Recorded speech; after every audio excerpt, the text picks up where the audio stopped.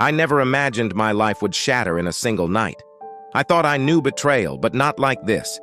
It wasn't just my wife who betrayed me, it was her own mother. The woman I trusted, the one who was supposed to be family, crossed a line that can never be undone. Now, every time I look at my wife, all I see is the deceit that destroyed us. This is the story of how my marriage died at the hands of those I love. There's a saying that goes, "To err is human. To really foul things up requires a computer." That sentiment pretty much describes how things have been around the Mason County Sheriff's Department lately. Things have been problematic. I was thinking this as I stared at my computer screen, which had locked up yet again. The cursor was stubbornly stuck in the same position on my screen and had been for nearly 5 minutes. I decided to initiate a hard shutdown and reboot. I didn't really have much choice, even though I wouldn't be able to save the most recent work I was doing on my departmental budget for the upcoming fiscal year. My budget was due to the county supervisors 6 months prior to the start of the new fiscal year, and our recent rash of computer and network glitches wasn't helping me in the least. I was close to completion, thankfully, but the recent issues still had me irritated. It was equally frustrating for my chief deputy, lieutenants, and deputies, as they all had issues trying to get their reports completed in a timely fashion. A knock on my door announced the presence of my day shift lieutenant, Chris Hayes. "Got a minute, Pat?" "Actually, I do," I said, sitting with my back to him. "I'm rebooting my computer for the umpteenth time today." "You too, huh? This is getting to be quite a problem, Pat." "Don't I know it?" I said, swiveling around in my chair to face him. "Has anyone spoken to Dean about this? It seems to be getting worse every day, Pat." Chris was referring to the county's network administrator, Dean Strobe. "I've got officers pulling car stops that are taking significantly longer than usual just to access data on their cruiser terminals. At most, a stop shouldn't take more than 5 to 10 minutes. I know. The frustrating part is that we can't even rely on the dispatchers to relay subject information like we used to, because the dispatchers are facing the same problems as the field teams." "What do you want us to do, Pat?"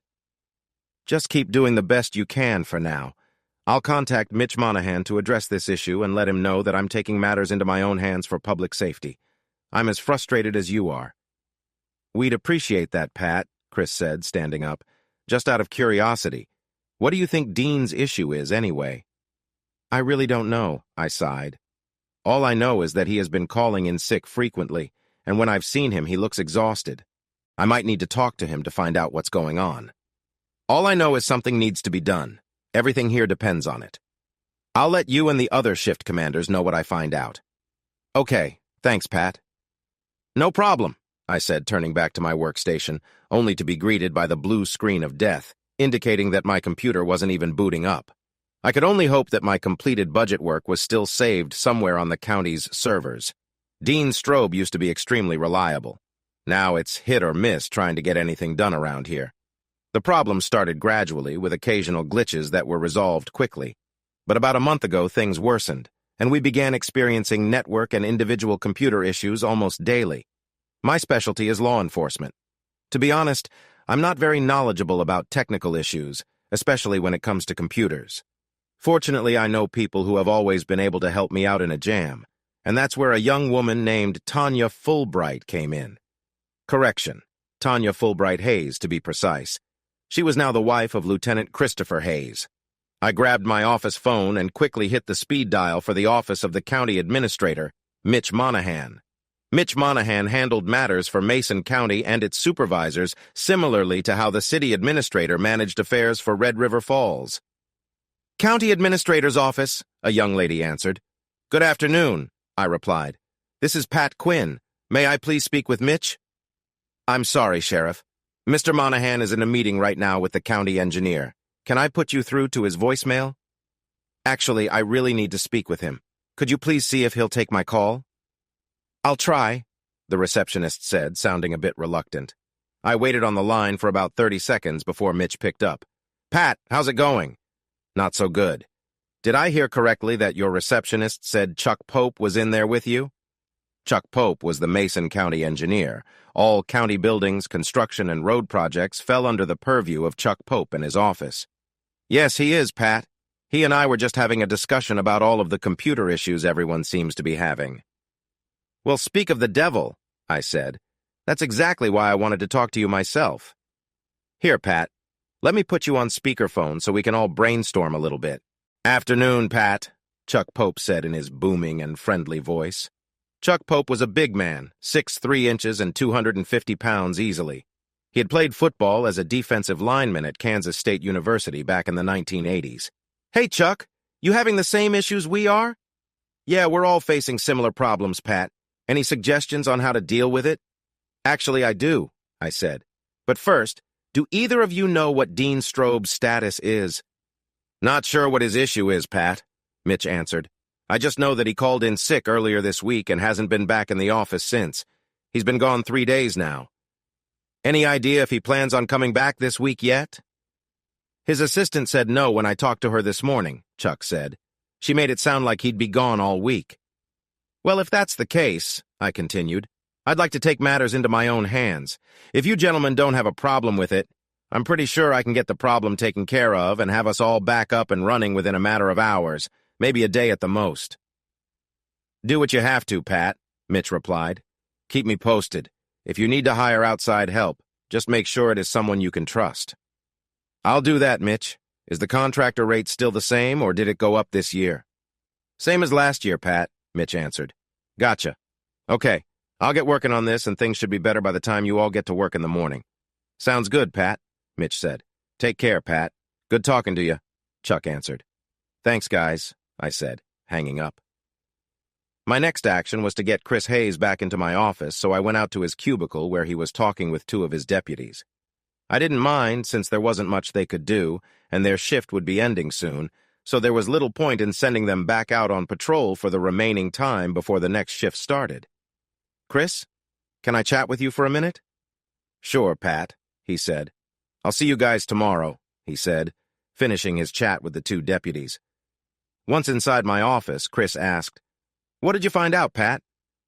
Mitch happened to be talking with Chuck Pope, the county engineer, and they're all experiencing the same issues we are. I told Mitch that I had a plan to get us all back on track if he'd let me bring in some outside help, to which he agreed. My question is, would Tanya be available for some contractor work tonight? Kinda late in the day, Pat. We were looking forward to relaxing tonight. I understand and I'm sorry, but I promised Chuck and Mitch that I'd do my best to have things back to normal by the time they got into work tomorrow. I assure you that she'll get the standard contract rate, which will be time and a half for after-hours work. I know if I say no, you'll still call her anyway, and there's no way she'll turn you down, so I guess I give you permission to call her, he said, resigned. Just out of curiosity, what's the contractor rate anyway? The county allows us to pay $60 an hour, but that will be time and a half for everything after 4 p.m. Wow, $90 an hour? She'll definitely agree to that. I guess you can consider that your compensation for disrupting my evening. Deal. Just call her and get her in here, ASAP. Chris made the phone call to Tanya and explained the urgency of the situation. Although she was initially reluctant to give up her evening, she agreed to help once she understood the situation and the compensation involved. I even shouted from the background while Chris was on the phone with Tanya that both Chris and I would be happy to stay at the sheriff's office until Tanya resolved the issues, a comment that earned a look from Chris. Tanya was eager to assist and suggested that we might have a good time together. Understanding her previous relaxed approach with Chris, I decided to quickly update my fiancée, Shannon Sullivan. Hey, babe, what's up? Oh, not much, sweetheart. I just wanted to let you know that I'm going to be working late tonight. Seriously? Yeah, but I was wondering if you and Bridget might be interested in joining Chris, Tanya, and me for dinner. Yes, anything to see you. I'll pick up Munchkin from my mom and we'll grab some food on the way. We should be there around 7:30 or so. Will that be too late? No, that should be fine. I'll let Chris and Tanya know that dinner's on us. It's a date, love. See you soon. I love you. I love you too, sweetheart. And I hung up. Tanya arrived 30 minutes after Chris called her and immediately began working. She used my authorization to start my computer in safe mode to run a diagnostic test of the network. She quickly identified numerous technical issues, including software problems and firewall concerns. Some issues were minor, like outdated protection software, but others were more serious. Tanya instructed us to shut down all computers in our office and, if possible, every county-owned computer. This was a significant task that involved contacting everyone from supervisors to various county officials. It took me nearly an hour to get a hold of everyone that could make it happen. By 7 p.m., we were fairly certain that all or most of the computers affected were shut off. It was shortly after that point that Tanya ran into issues with the county auditor's office and the county conservation office, which Tanya figured were most likely hardware issues that could be anything from malfunctioning equipment to a simple network connection that had come unplugged. She needed to get into both areas personally to see if she could diagnose and fix the problem. The revelations about the hardware issues came about just as Shannon and Bridget showed up with food from the Golden Dragon, which was about as haute cuisine for local Chinese food as you could get in Red River Falls. Well, it was better than Mandarin Express over at the Red River Mall's food court anyway. "Patrick!" Bridget exclaimed as she ran to me for a big hug. "Hey, kiddo! Thanks for coming to see me. Mom said she missed you, so we decided to bring you supper since we couldn't eat at home. That was very thoughtful of you and your awesome mom." "Hey, babe," Shannon said warmly as she approached. "Hey yourself," I replied. I set Bridget down and she proceeded to explore the room. "Burning the midnight oil tonight?" "It's all these computer issues," I explained. "Our Director of Information Technology, Dean Strobe, seems to be out of reach. Not sure what has been going on with him exactly, but he is one person whose absence is definitely felt by the entire county." "Any idea what his problem is?" "Not sure, love, but he's been calling in sick quite a bit. And even when he's not sick, he is almost impossible to get a hold of. Every time I see him, he just looks unwell. Hopefully, we'll get to the bottom of it soon." "Good," Shannon said with a smile, "because I have plans to make better use of your off-duty hours." "Oh, the possibilities indeed. Hey, Bridget, run to the room next door and tell the man and woman in there that we have supper ready." "Okay, Patrick," she said, scurrying off on her little mission. Tanya and Chris both rushed into our cramped briefing and conference room when the cute little courier had told them dinner had arrived. In fact, Chris had Bridget on his shoulders as they came in. "Tanya, I don't know that I've introduced you to or not, but this is my fiancée, Shannon Sullivan. Shannon, this is Tanya Hayes, Chris's wife." "Hi, Shannon. I'm Tanya. It's nice to meet you," Tanya said. "Oh, thank you. It's a pleasure to meet you too, Tanya.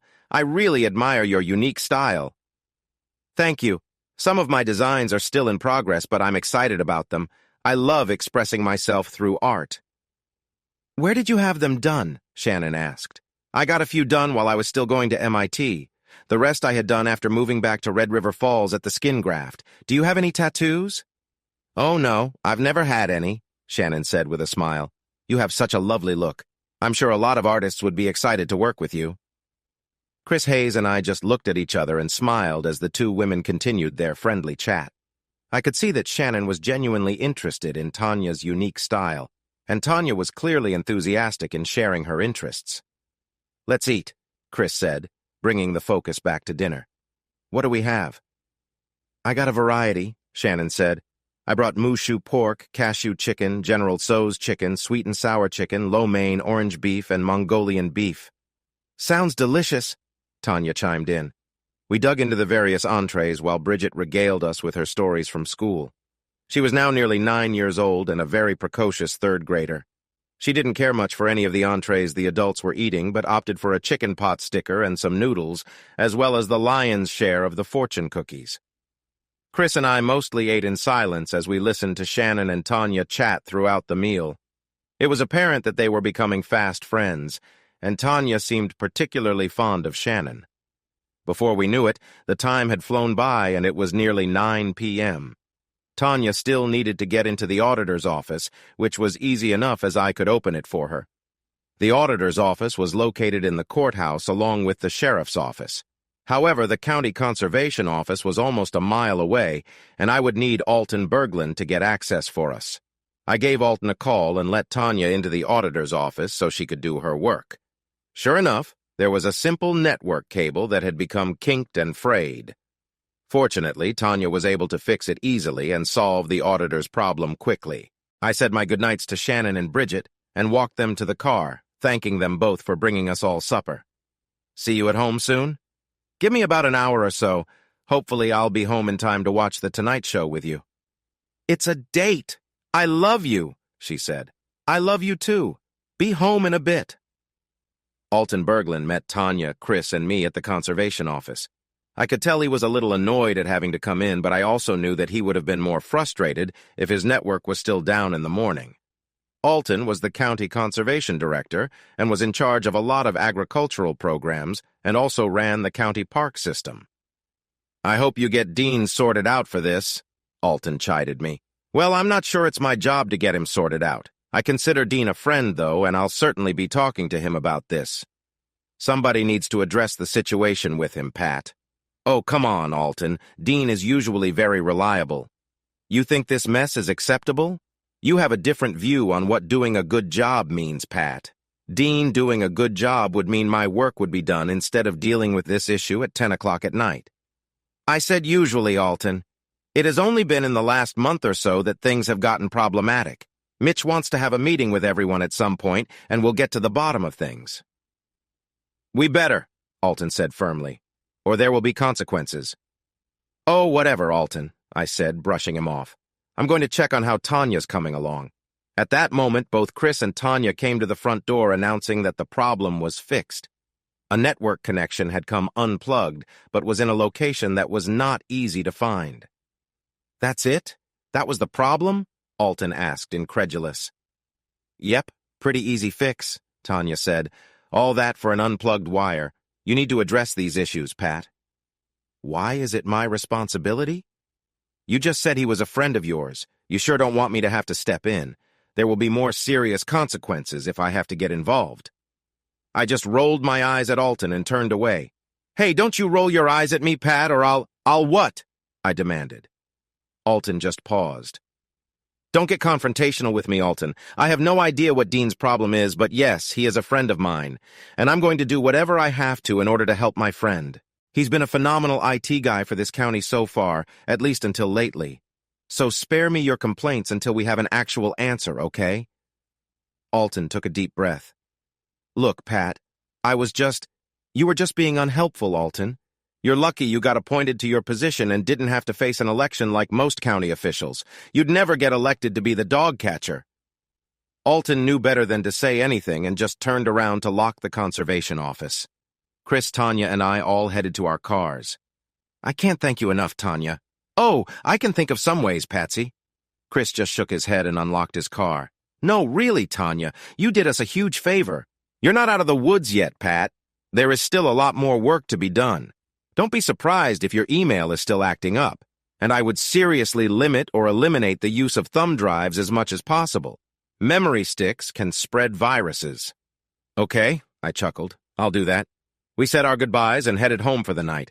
True to my word, I was home in time to crawl into bed just as Jimmy Fallon took the stage for his opening monologue.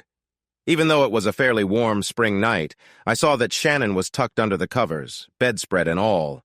I stripped down to my boxers and crawled underneath the covers. She turned to me and we shared a warm embrace. Eventually, she sat up, closed her eyes, and relaxed while I provided gentle, supportive touches to help her maintain a sense of calm. She then collapsed on me, and we shared a tender moment as I continued to hold her close. I decided that I wanted to connect with her in a different way and gently moved her to the side. We both lay facing each other, and I showed my affection through comforting gestures. It wasn't long before she started showing signs of deep emotional connection and responded with increased enthusiasm. I shifted positions again, and we maintained our intimate connection. Our shared emotions grew stronger, and I could feel a profound sense of closeness as she expressed her feelings. We lay there for several minutes, still in each other's arms. Both of us were deeply content. We fell asleep shortly thereafter, wrapped in each other's embrace. But sometime in the early morning hours, I awoke and couldn't get back to sleep.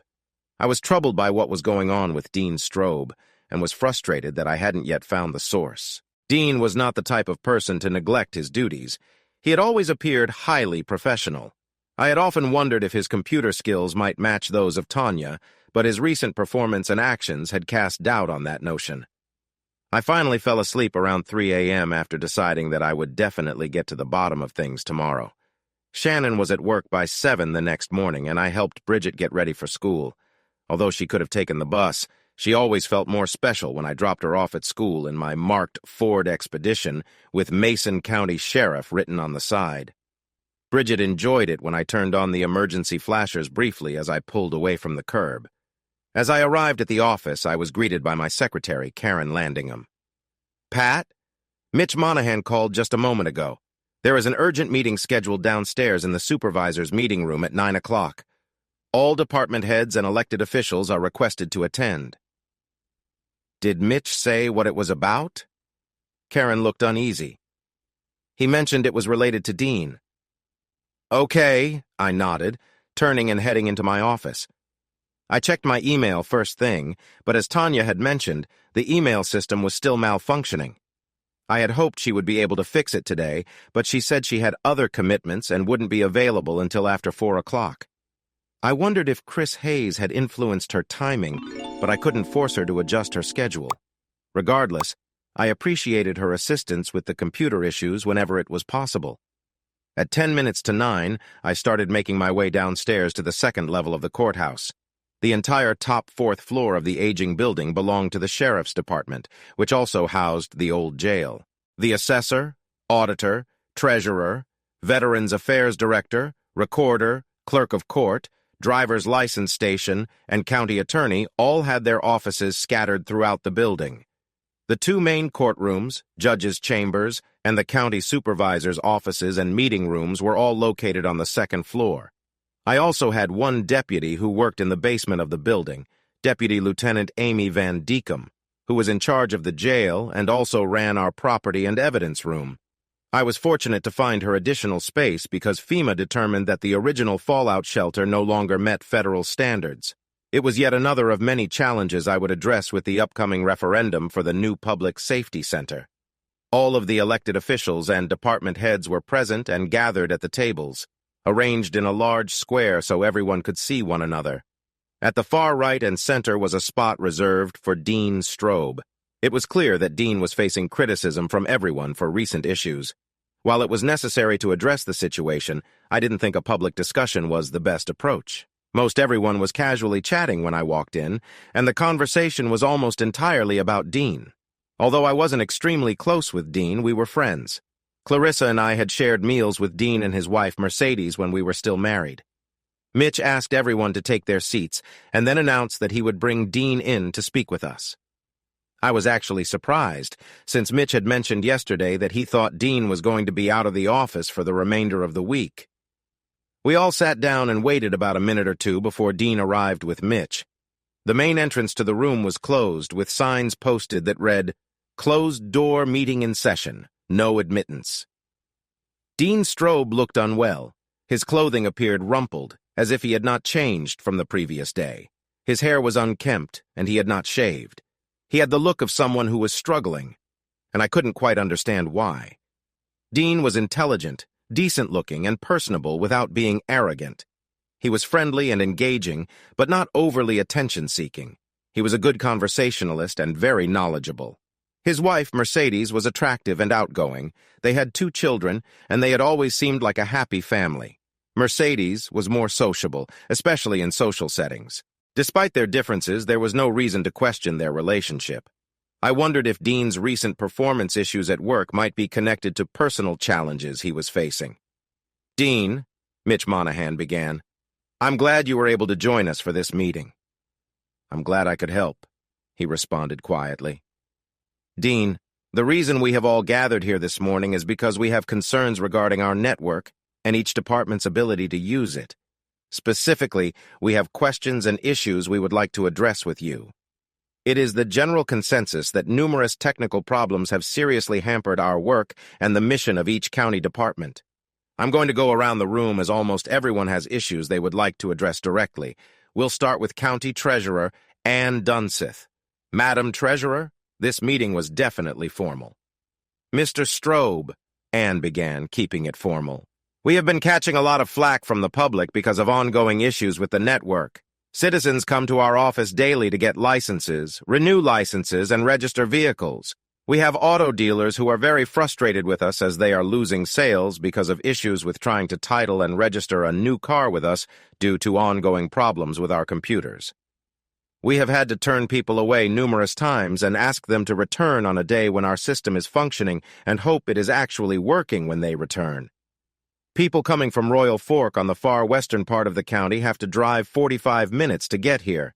They get very upset when we turn them away. This doesn't even account for the problems it causes me and my staff in our regular work duties. Can you explain any of this? Dean fidgeted in his chair, and it was obvious that he was struggling with something to say. Madam Treasurer, I'm aware that there are problems with the network, and I assure you that I am aware of your situation and have made it a priority to address those problems. As of this morning, the overall network seems to be running well, and we got a lot of problems ironed out yesterday, even though I was out of the office. Mitch Monahan turned in his seat and looked at me directly for a moment. I caught the same gaze from Chuck Pope before both men returned their attention to Dean. Along with that, Madam Treasurer, I realize that there are still issues with the email, and I intend to have those problems taken care of by this afternoon. Good, Ann Dunseth said with noticeable frustration in her voice, because my staff and I will be working this weekend to try and get caught up. It isn't fair of them to have to do that, and I really don't have much flexibility in my own budget for the overtime I'm going to have to pay. I apologize again, Madam Treasurer. Next up was the county auditor, followed by the assessor, and the discussions continued. Dean Strobe sat there the entire time, responding to questions with standard answers. I'll take care of it. It's on my to-do list for this afternoon. I'll make it a top priority. Despite his assurances, his demeanor and appearance suggested otherwise. As I sat there, it felt as if we were making light of a serious issue. Instead of trying to understand if Dean had any genuine problems that we could assist with, everyone seemed focused on their own issues and when Dean might address them. But I had no intention of participating directly. Most of the people in the room, like me, were elected officials. They had reputations and public images to maintain to secure their positions. Issues in their offices, even those related to Dean, could impact their next election and provide opponents with reasons to criticize. Dean's evident personal problems were seen as a political liability and needed to be managed. The thought of it troubled me. Sheriff? Mitch Monahan finally asked when everyone else was finished. You haven't said anything yet. Do you have any questions or concerns for Dean you'd like to address? I glared at Mitch for a moment, causing him to narrow his eyes in defense. No, I finally said. I have some questions for Dean, but I'd prefer to speak with him directly. Very well then, Mitch said sheepishly. Well, if there are no more questions or comments, I'd like to thank everyone for their time. And Dean, I hope that we can get these problems cleared up quickly so additional measures can be avoided. The last statement had most everyone in the room but me nodding in agreement. They were all visibly upset with Dean, including Mitch. I was frustrated and irritated by the tech problems we were having. Sure, they were a major inconvenience, but I prided myself on the fact that I always regarded the people working for me as my greatest asset. Dean wasn't a direct employee of mine, but he still did a lot of work for our office, and I felt somewhat responsible for him. But he did not in any way deserve the treatment he was just subjected to. He quickly left the room looking more dejected than ever. Meredith Alcorn, Mason County Recorder, was the last one to leave the room before Mitch and me, which left just the two of us. Well, Mitch breathed as he packed up his laptop. I thought that went pretty well. Hopefully things will improve, huh? What, are you serious? Mitch stopped. What? I thought you wanted this problem solved too. I do, Mitch, but not like this. I don't follow. All we did was severely embarrass a dedicated employee today. Dean has been a loyal and committed worker for this county ever since he got here. Dedication is important, Pat, but poor performance affects us all. You should know that as well as anybody. Did it ever occur to you that maybe there is a reason for all of this? Dean is not usually incompetent unless something significant is troubling him. Did it ever cross your mind to ask him if there is a problem? Anything we can help him with? Dean's been an employee of this county for a while, Pat. He should be familiar with the benefits and services provided to county employees, including our Employee Assistance Program. He can get free and confidential help anytime he needs. Lots of people don't ask for help, even when they really need it. We can only offer the help, Pat. We can't make him use it. Wow, Mitch, I really like to think we're better than that. Mitch let out a sigh of frustration. All I know, Pat, is that we have an underperforming employee who is crucial to the county. I need you to support us on this.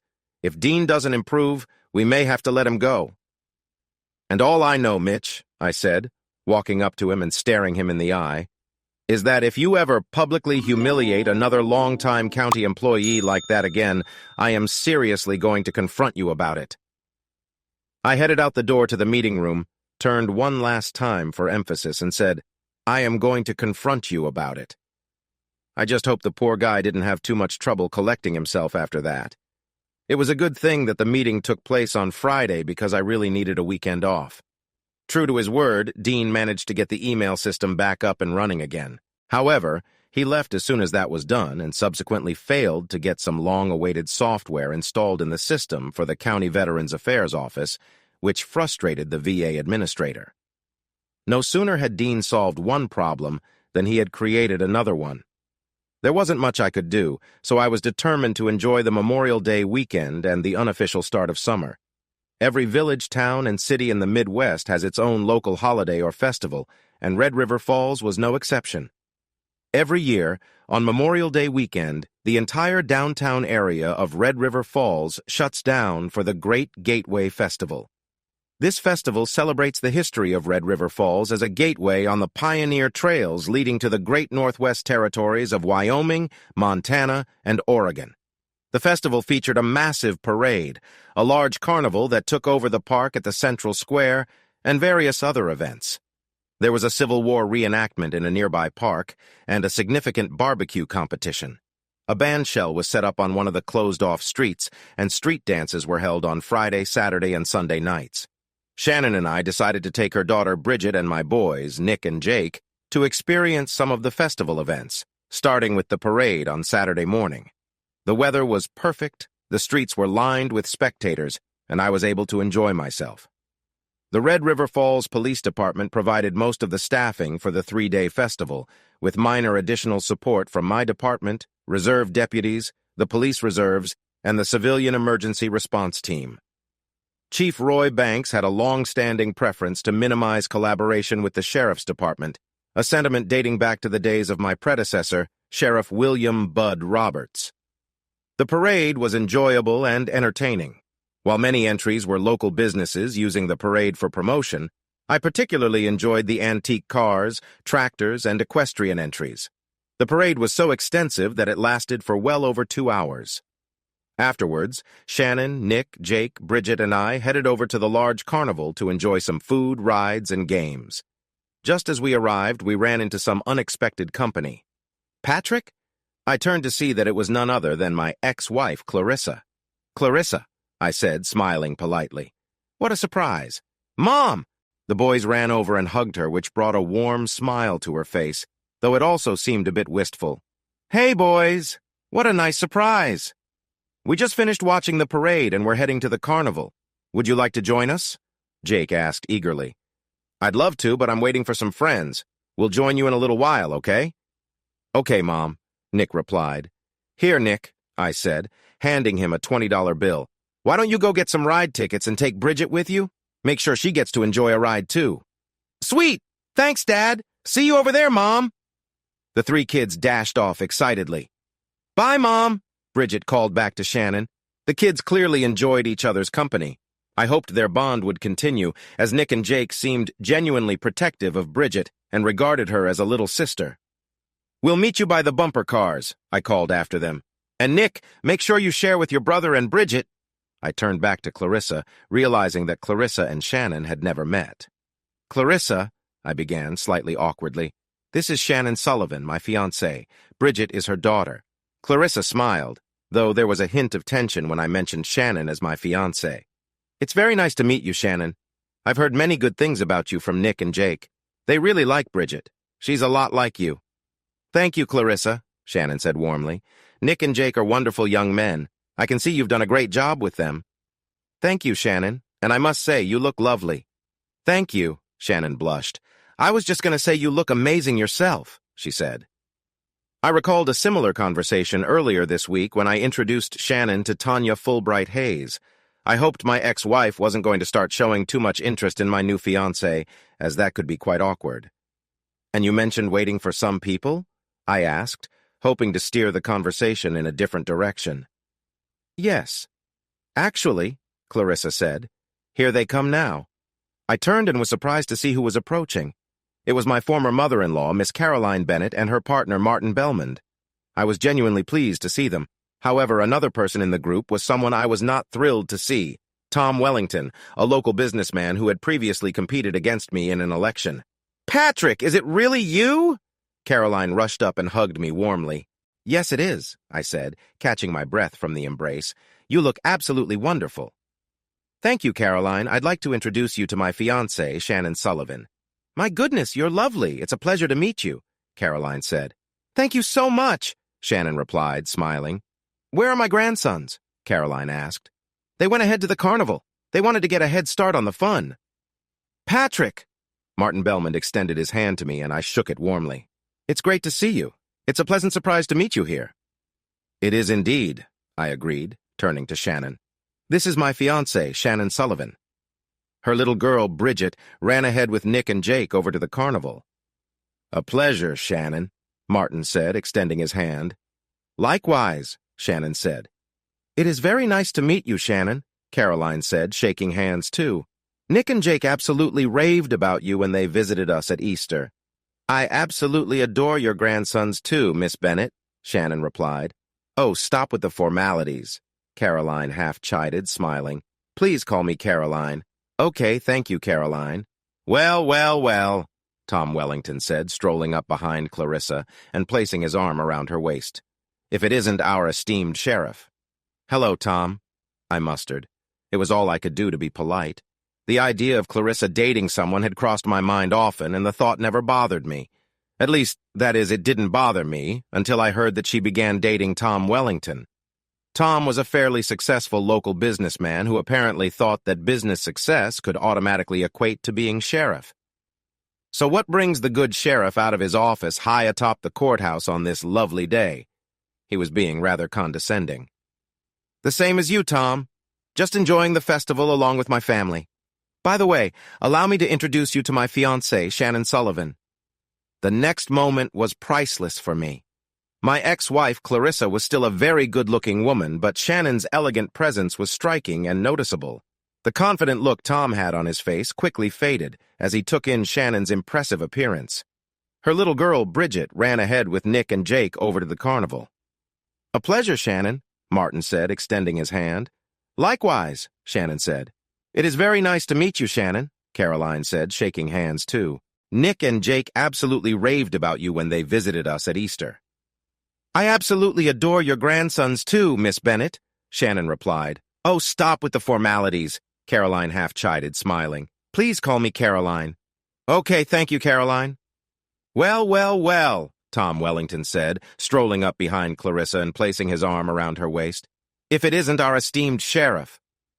"Hello, Tom," I mustered. It was all I could do to be polite. The idea of Clarissa dating someone had crossed my mind often, but I had never thought much of it. The idea became more troubling when I heard that she began dating Tom Wellington. Tom was a local businessman who seemed to equate his business success with other achievements. "So what brings the good sheriff out of his office on this lovely day?" Tom asked condescendingly. "The same as you, Tom. Just enjoying the festival along with my family. By the way, allow me to introduce you to my fiancée, Shannon Sullivan." The next moment was quite telling.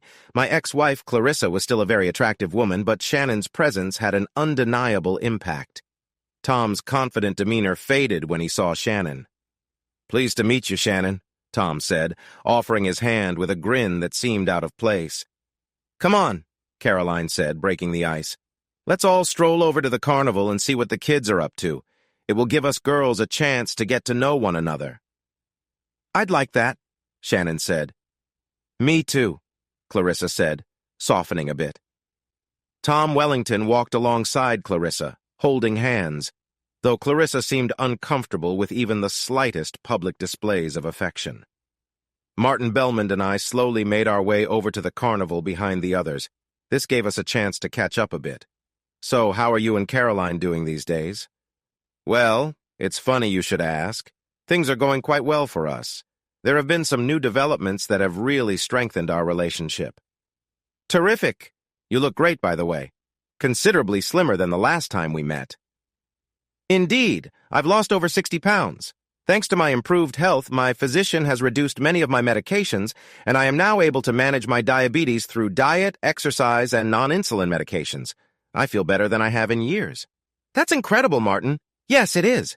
And, if I may get a bit more personal, it has also allowed Caroline and me to enjoy a meaningful physical relationship now, instead of just a deeply emotional one. Really. I was genuinely surprised, mostly because of Martin sharing this with me. Thank God for modern medicine, I suppose. It isn't perfect by any means. Sometimes it works well, sometimes not as much, but it has at least improved that part of our relationship from non-existent to at least occasional. We continued to stroll along with the others towards the festival. People could probably hear us, but no one was paying attention, too absorbed in the sights and sounds of the festival. Of course, he continued, I still allow Caroline to explore certain interests outside of our own activities. While we are able to share our feelings for one another on occasion, it certainly isn't frequent enough to completely satisfy someone as vivacious as Caroline. She limits her activities to those who are carefully vetted by people I trust to ensure safety and discretion. With all due respect, Martin, how does that make you feel? Patrick, you're an incredibly intelligent man, even though you don't give yourself enough credit for it. So permit me to be candid. I'm a self-made man, Patrick. I made my first million less than 18 months after graduating from the Wharton School of Business.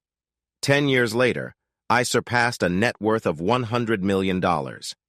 Now, I'm sitting at a comfortable net worth of nearly $650 million, and it continues to grow daily. I've accomplished everything that I ever set out to do.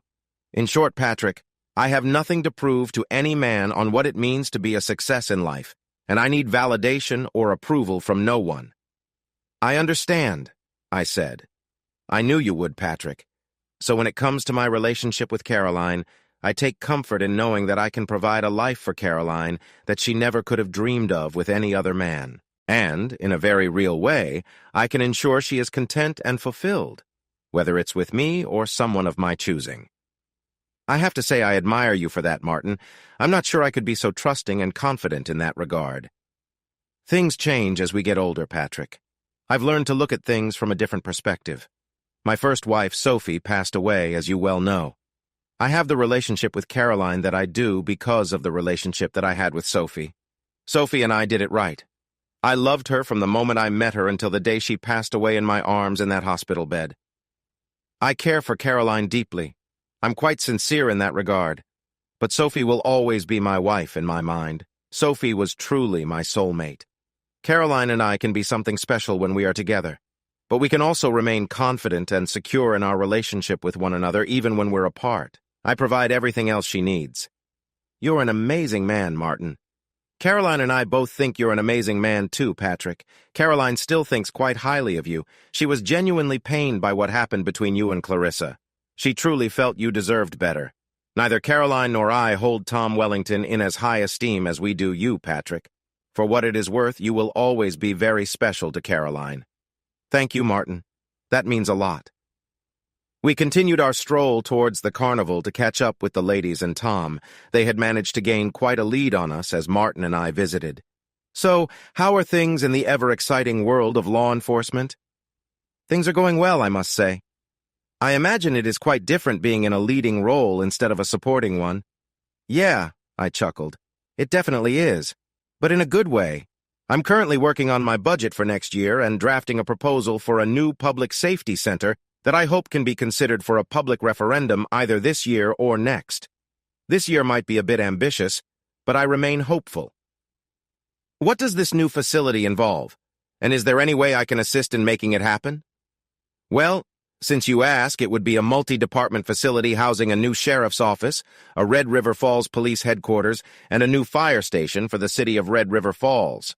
Additionally, it would include a new county jail to expand our capacity from 40 to nearly 300 inmates. The facility could serve various needs and might also feature a public wellness and recreation center. The National Guard is considering adding a new armory to the complex. Sounds quite ambitious, I must say, Martin said. It is. It will require a lot of effort to get it approved. Even though I hold an elected office, I've never been much of a politician. Everyone finds themselves navigating political aspects from time to time, whether they like it or not, Martin mused. I would agree. I just don't have much of a taste for it. Do you have a plan for financing it? Yes, we've started by securing a federal emergency management agency grant for incorporating a public emergency shelter in the facility. That grant alone will help offset the cost by nearly $3 million. But we still have a ways to go on the rest. How much do you estimate it will cost by the time it's completed? I let out a long sigh. Altogether, it will probably cost between $30 and $40 million by the time it's done. Is there anything I can do to help? He asked. Well, I chuckled, if you could help with a grant, that would be wonderful. Absolutely, I can give you a grant, Patrick. If you'll allow me to, I can have your public safety center completed in a year. I have made it a point to support numerous public safety agencies with my charitable foundation over the years and have purchased needed equipment and facilities for many departments. That sounds amazing, Martin, and I truly would welcome the help. But I couldn't ask you to pay for more than half of it. I feel strongly that the public needs to take some ownership of it as well. I agree also, Patrick, and for the exact same reason. If given too much, some individuals will expect it every time and will do nothing to merit it. We arrived at the carnival and met up with everyone near the bumper cars. Nick and Bridget were riding in a car together while Jake rode by himself. Judging by the smiles and laughter, they were having the time of their lives. Well, I said, extending my hand to Martin, this has been one of the most promising and productive walks of my life. I want to thank you for your generous offer. And I would like to submit an actual proposal for a grant, too, just to make it official. I want you to know every last detail about the project from the moment we break ground to the minute the paint dries. I'd like that, Patrick. Anytime you need anything, please don't hesitate to call. Thank you, Martin. It was nice seeing you all, Clarissa said. But I think we're going to head over to Riverside Park to catch the Arts and Crafts Fair. I said goodbye to the boys already. I'll pick them up later this afternoon around 4. We're going to join Mom and Martin at their lake home on Lake Osakis, if that's all right with you. Absolutely, I said. I'm sure Nick and Jake will have a blast. Clarissa gave me a warm smile and turned toward Shannon. It was very nice to meet you, Shannon. And then, unexpectedly, Clarissa leaned in for a hug from Shannon. It was a longer embrace, and I could tell that Clarissa was whispering something in Shannon's ear. Once Clarissa and her group had left, my curiosity got the best of me. What was that all about? I asked. Relax, Patrick. Clarissa and her mother were both incredibly nice. Even so, what was with the hug? Patrick, she told me that it was nice meeting me and that your boys both adore me. Then she made me promise her that I wouldn't treat you the way she did. Really? She said that? Maybe she's learned her lesson, Patrick. Maybe she isn't the same as she used to be. Give her a break. She's still your kid's mom. Yeah, I suppose you're right, I said, softening a bit. And by the way, I can only hope that I look as good as your former mother-in-law does when I'm her age. Yeah, me too, I laughed, hugging her and squeezing her. I'm sure you do. I hope you don't have any romantic notions about my own mom. Not a chance. You're the only one I care about from here on out. It was true. I had indeed previously been involved with my own mother-in-law. It was well after my then-wife Clarissa had been in a long-term affair with my predecessor and previous boss, Sheriff Bud Roberts. Probably doesn't justify my behavior. It was just one more bad decision of many made by quite a few people back then. And yes, I had shared everything with Shannon after we had started seeing each other. We agreed that we wanted to be completely transparent with one another. So one evening, over some great food and a bottle of wine, we cleared the air on our respective pasts with the ground rule that we would remain completely open-minded and non-judgmental. It was also with the understanding that, once spoken and out in the open, it was not allowed to be fodder for any future arguments. With Shannon, her side of the conversation was straightforward. She had only been with one partner prior to me, which was Bridget's father, William Raymond Jackson. My confession took a bit longer and was quite standard for a guy, or so I thought, until I reached the part about Caroline and I. Shannon listened intently as I shared details of my brief relationship with Caroline. To my surprise, she asked a lot of questions, some quite detailed. I decided to be completely open about everything that happened to ensure Shannon had no doubts about the past and to reassure her that it would not happen again. Nothing intimate happened between Shannon and me that evening. It took her some time to process everything she had heard. However, a few nights later, Shannon was very enthusiastic and our time together was more intense. This continued for the next 2 weeks, though our interactions were still quite vibrant, but not like right after my confession. Now that Shannon had met Caroline in person, I hoped it might rekindle the strong connection we had experienced during those 2 weeks. The 3 kids finished their bumper car ride and immediately wanted to get some cotton candy, corn dogs, and sodas. I thought, why not? On our way to the food stands, I noticed something unusual. Dean Strobe was walking around with his 2 children, Brandon and Bryn. The kids appeared happy, but Dean still had the look of someone who had just lost a close friend. What was particularly surprising was that walking behind Dean and his kids was his wife, Mercedes, accompanied by another man. From what I remembered, this was Brad Weston. Brad Weston had a reputation for being opportunistic. While some might find him physically attractive, his personality and attitude were generally off-putting. Dean saw me standing there, acknowledged me with a nod, and continued on with the kids. They seemed more focused on the games and rides, and Dean guided them toward a ticket booth. Mercedes and Brad approached us, appearing cheerful. "Hey, Shannon!" "Hi, Mercedes." Shannon smiled, though it seemed forced. "Hello, Pat. I don't think I've seen you since you got elected sheriff. Congratulations." "Thank you, Mercedes," I said, returning the smile. I was still puzzled by the dynamic between Mercedes, Brad, and Dean. It seemed Mercedes and Brad were quite comfortable, while Dean appeared less involved. It's interesting running into each other here. Totally! Brad decided to join us for the day, and we thought it would be fun to visit the carnival. "So, how's the new role treating you, Pat?" Brad asked, with a casual grin and a friendly punch on my arm. Shannon looked surprised by the informal tone. Brad also seemed to be observing Shannon, which was unsettling. "Everything is going well so far. Like any job, it has its challenges. But I'm happy to be able to serve the people of this county," I said, rehashing a line from my campaign. "Yeah, except now you can take on more responsibilities and make a significant impact, right?" "Well, Brad, even the sheriff is not above the law," which was true, even though I had bent more than a few rules in the past to save my position and protect the public interest. "By the way, where did Dean and the kids go?" Mercedes' demeanor sagged a bit. "Oh, I think they went to get tickets for the rides. We should probably catch up. Nice seeing you all." "See you later, Sheriff," Brad said, giving me a friendly pat on the shoulder. I simply returned a half smile and a nod. I really didn't like the way he had been looking at Shannon while we talked. When they were out of earshot, I looked at Shannon and asked, "How exactly do you know Mercedes?" "She's on one of the hospital foundation committees." "What was the deal with Brad Weston?" "I have no idea," she said. "This isn't the first time I've seen them together, though. But it is the first time that I've seen them together like that with Dean and the kids around." "I think I have a better idea of what Dean's problem is," I said to Shannon, who nodded back. "Brad Weston has a reputation, and it's not the best. He seems to show particular interest in women who are in committed relationships," Shannon added, pointing to her engagement ring. "Well, let's get the kids a bite to eat and have some more fun," I said, changing the subject.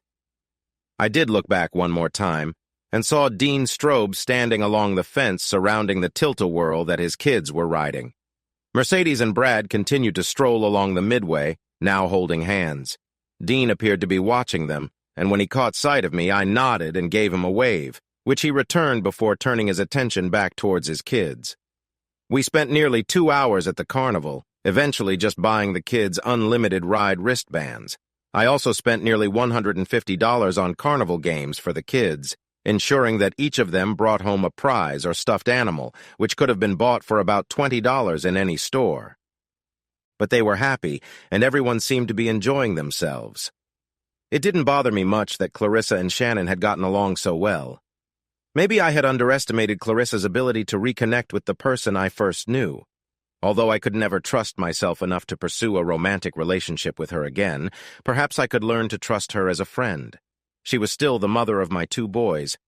and I wouldn't change that for anything. I had been chatting with a friend of mine, Neil Lomax, while Shannon followed the kids around the carnival. As soon as Neil and I were finished, Tom Wellington showed up and managed to spoil my otherwise great mood. "Are the kids enjoying the carnival?" he asked. "They're having a ball," I said, trying to be polite. "Where's Clarissa and the rest?" "They're still at the craft show and getting ready to head over to the Civil War reenactment. Apparently, Martin is a history buff." "What brings you back this way?" "I have other appointments this weekend, Pat. I have a business to run and can't work government hours." I bit my tongue for the moment. "So I hear through the grapevine that you have a grand vision of replacing the sheriff's department with a new structure on the north end of downtown," Tom said loudly. I noticed people looking at us, realizing he wanted an audience. "We are looking at ways to improve our facilities and deliver better service to the people of Mason County. At a cost of $30 or $40 million? He asked, with a hint of skepticism. "Well, Tom, I'm not sure you can really put a price tag on public safety, can you?" Tom's expression changed. "I think part of a sheriff's job should be wise management of public funds, Pat, don't you? I can assure you that a new public safety center will be a very good use of public funds and will, over time, contribute to a steady decrease in operating costs compared to our current situation." "How can you justify such an expense for a project that doesn't generate any profit? That seems questionable, Pat." I had to remind myself to stay calm.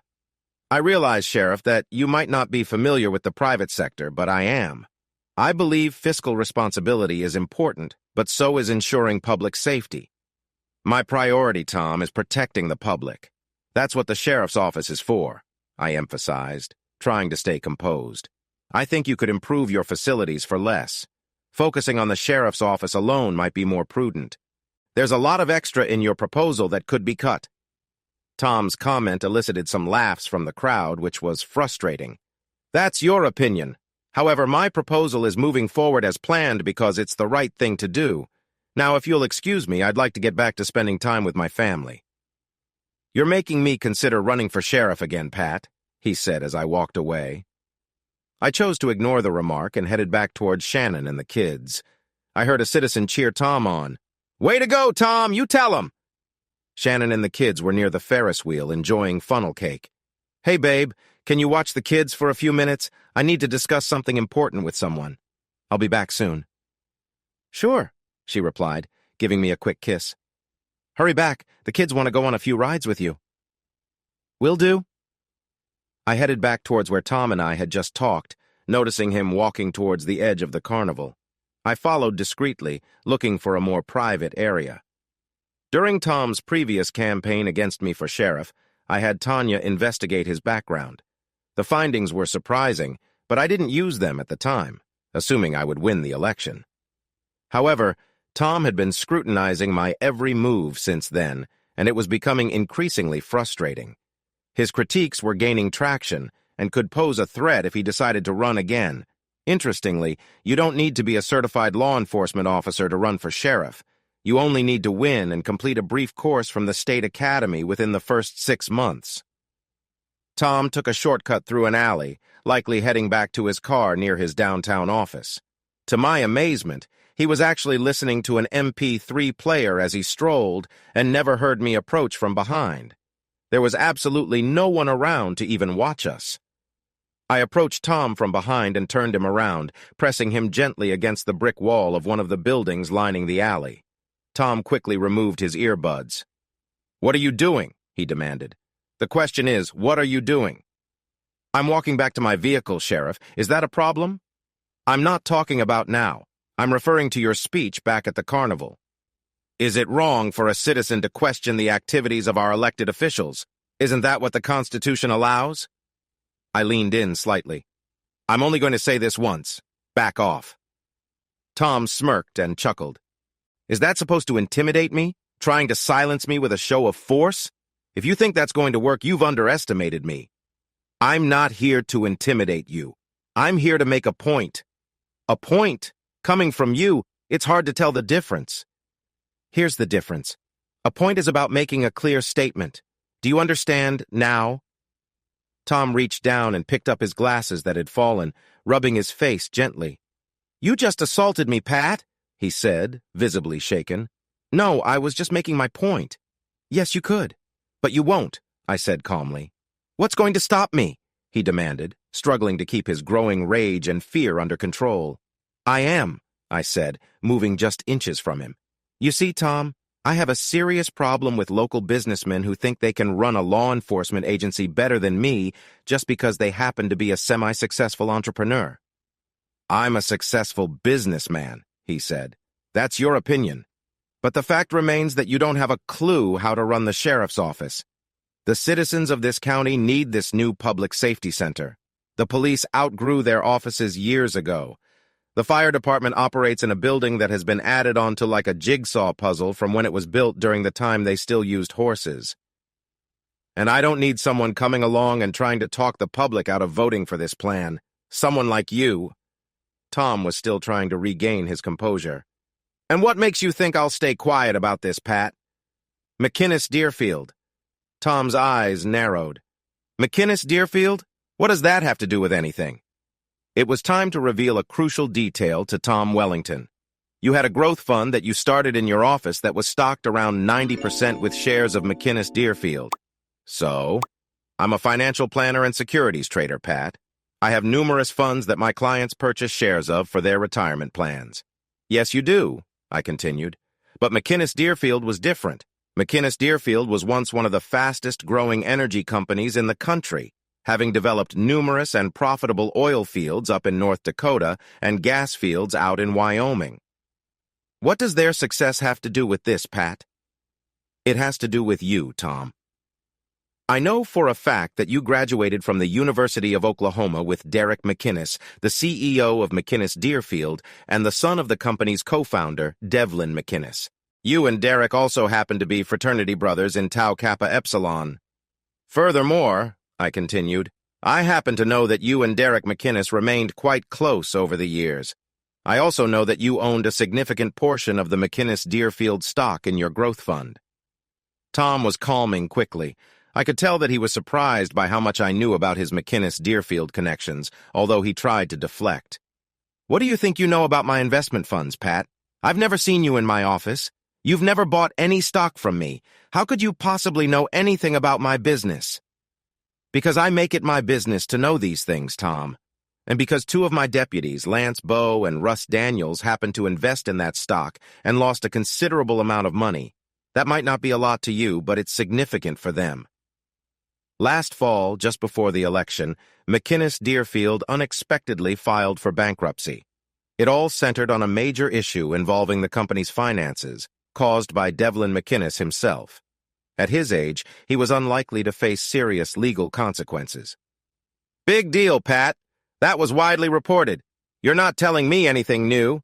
"Yes, but what many don't know is that you sold all your stock in McInnes Deerfield and withdrew your investments from the fund, leaving your local investors at a loss." "Selling stock is not a crime, Pat.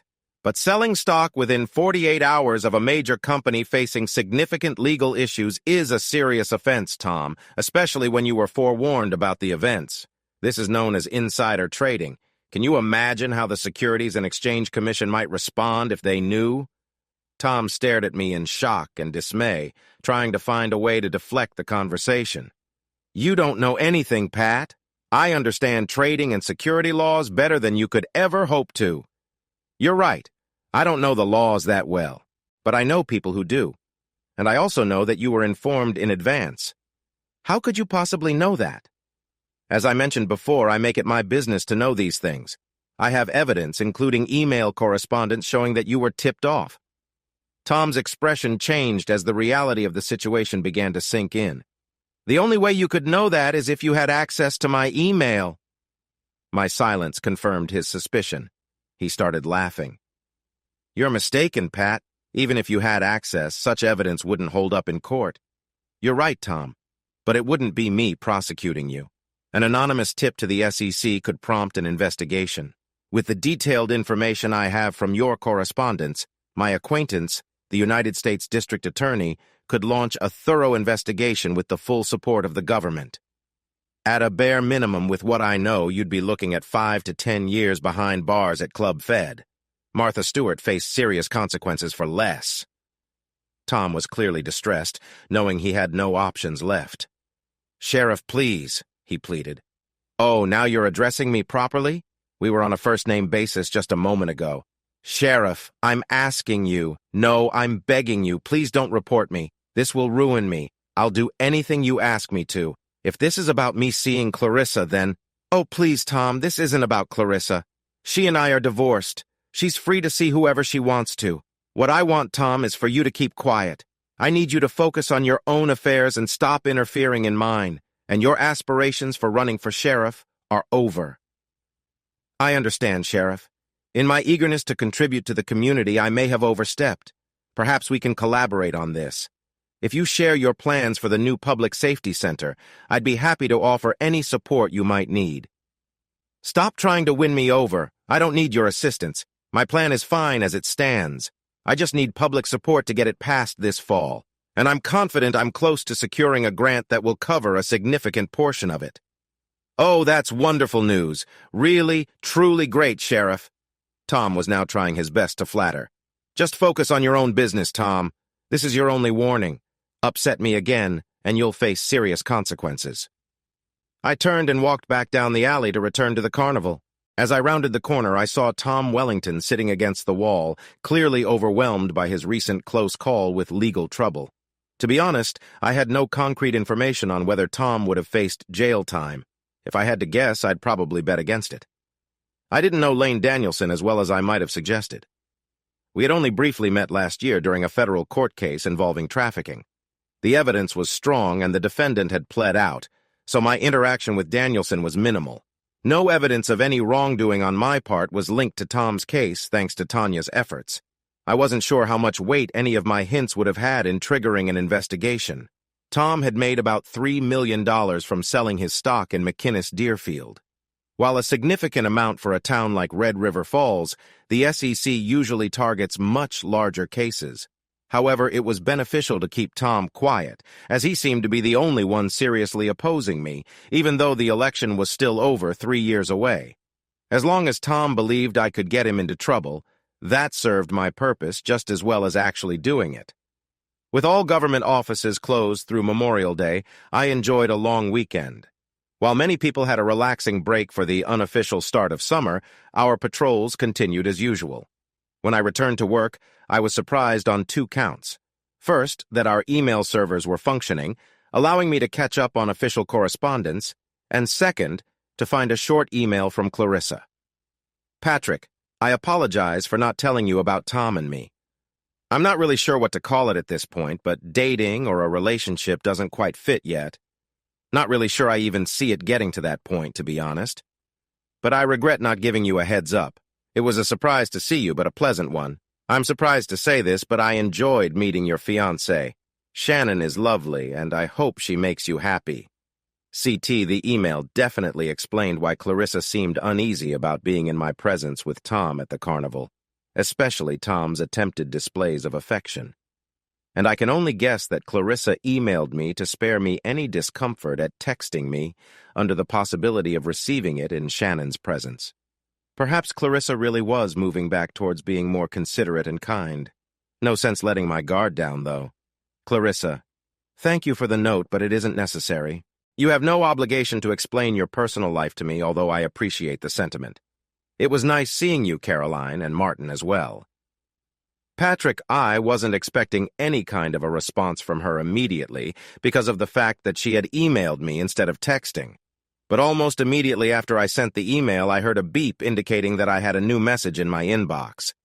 It was from Clarissa and simply read, "My day was actually going pretty well, and I had completed my projected upcoming fiscal year's budget all the way through mid-4th quarter when Karen Landingham poked her head in my office and told me I had a visitor. It's Mitch Monahan. I took a deep breath and said, "Please send him in." Mitch entered my office and closed the door behind him and took a seat in one of the 2 chairs directly in front of my desk. I swiveled around from my computer and faced him from behind my large desk. "Mitch, good to see you," I said, trying to be congenial. "What brings you by?" He let out a long, slow breath and stared at the floor as he spoke. "Well, Pat," he started, clearing his throat. I had a long weekend to think about everything that happened with Dean last week, and I wanted to come by and say that I think you were right, and I wish that we had handled things a little differently. I nodded thoughtfully. Thanks, Mitch. I appreciate that. You're absolutely right, Pat, that our employees are our most important resource in any organization, and I violated that. I obviously let you down, but most important, I let Dean down. I guess, Mitch, that it seemed obvious to everyone that something is very wrong with Dean, and I thought maybe we needed to see if there was something we could do to help him. His entire job is based on providing professional assistance to every elected official and department head in the county. We need to be there for him when he needs us, too. That's what I wanted to talk to you about, Pat. I saw Dean over the weekend during the festival. So did I. He looked really unwell, Pat. I know. Did he say anything to you? No, he didn't. I said hello, and he just looked right at me and then went after his kids. Did he seem upset? No, not really. He had more of a distressed look than anything. For a moment, I thought maybe he was going to be overwhelmed if there hadn't been so many people around. Yeah, he kind of looked that way when I saw him, too. Did he talk to you, Pat? No. He was focused on his kids, like you said. He just nodded hello to me when I waved at him. Mitch leaned in closer. Pat, the supervisors and all the other elected officials are really pressing me. They want to see changes made. Dean called in sick today, and both the county treasurer and county recorder are quite upset. Dean was supposed to upgrade their computer operating systems to be compatible with new tax software from the state. The deadline was today, thanks to an extension we were granted. I closed my eyes and sighed in frustration. Pat, Mitch continued, I need you to speak with Dean. If the upgrade for the treasurer and recorder isn't completed by the end of business Friday, I'll have to let him go. Now look, I don't have a choice, Pat, Mitch interrupted. You're his friend, and I consider you a friend too, even after what happened last week. But I need your help. I don't want to see Dean get fired, but I have a responsibility to everyone here. I took a moment to collect my thoughts. I understand, Mitch, and I apologize for my outburst last week. I never intended to cause trouble.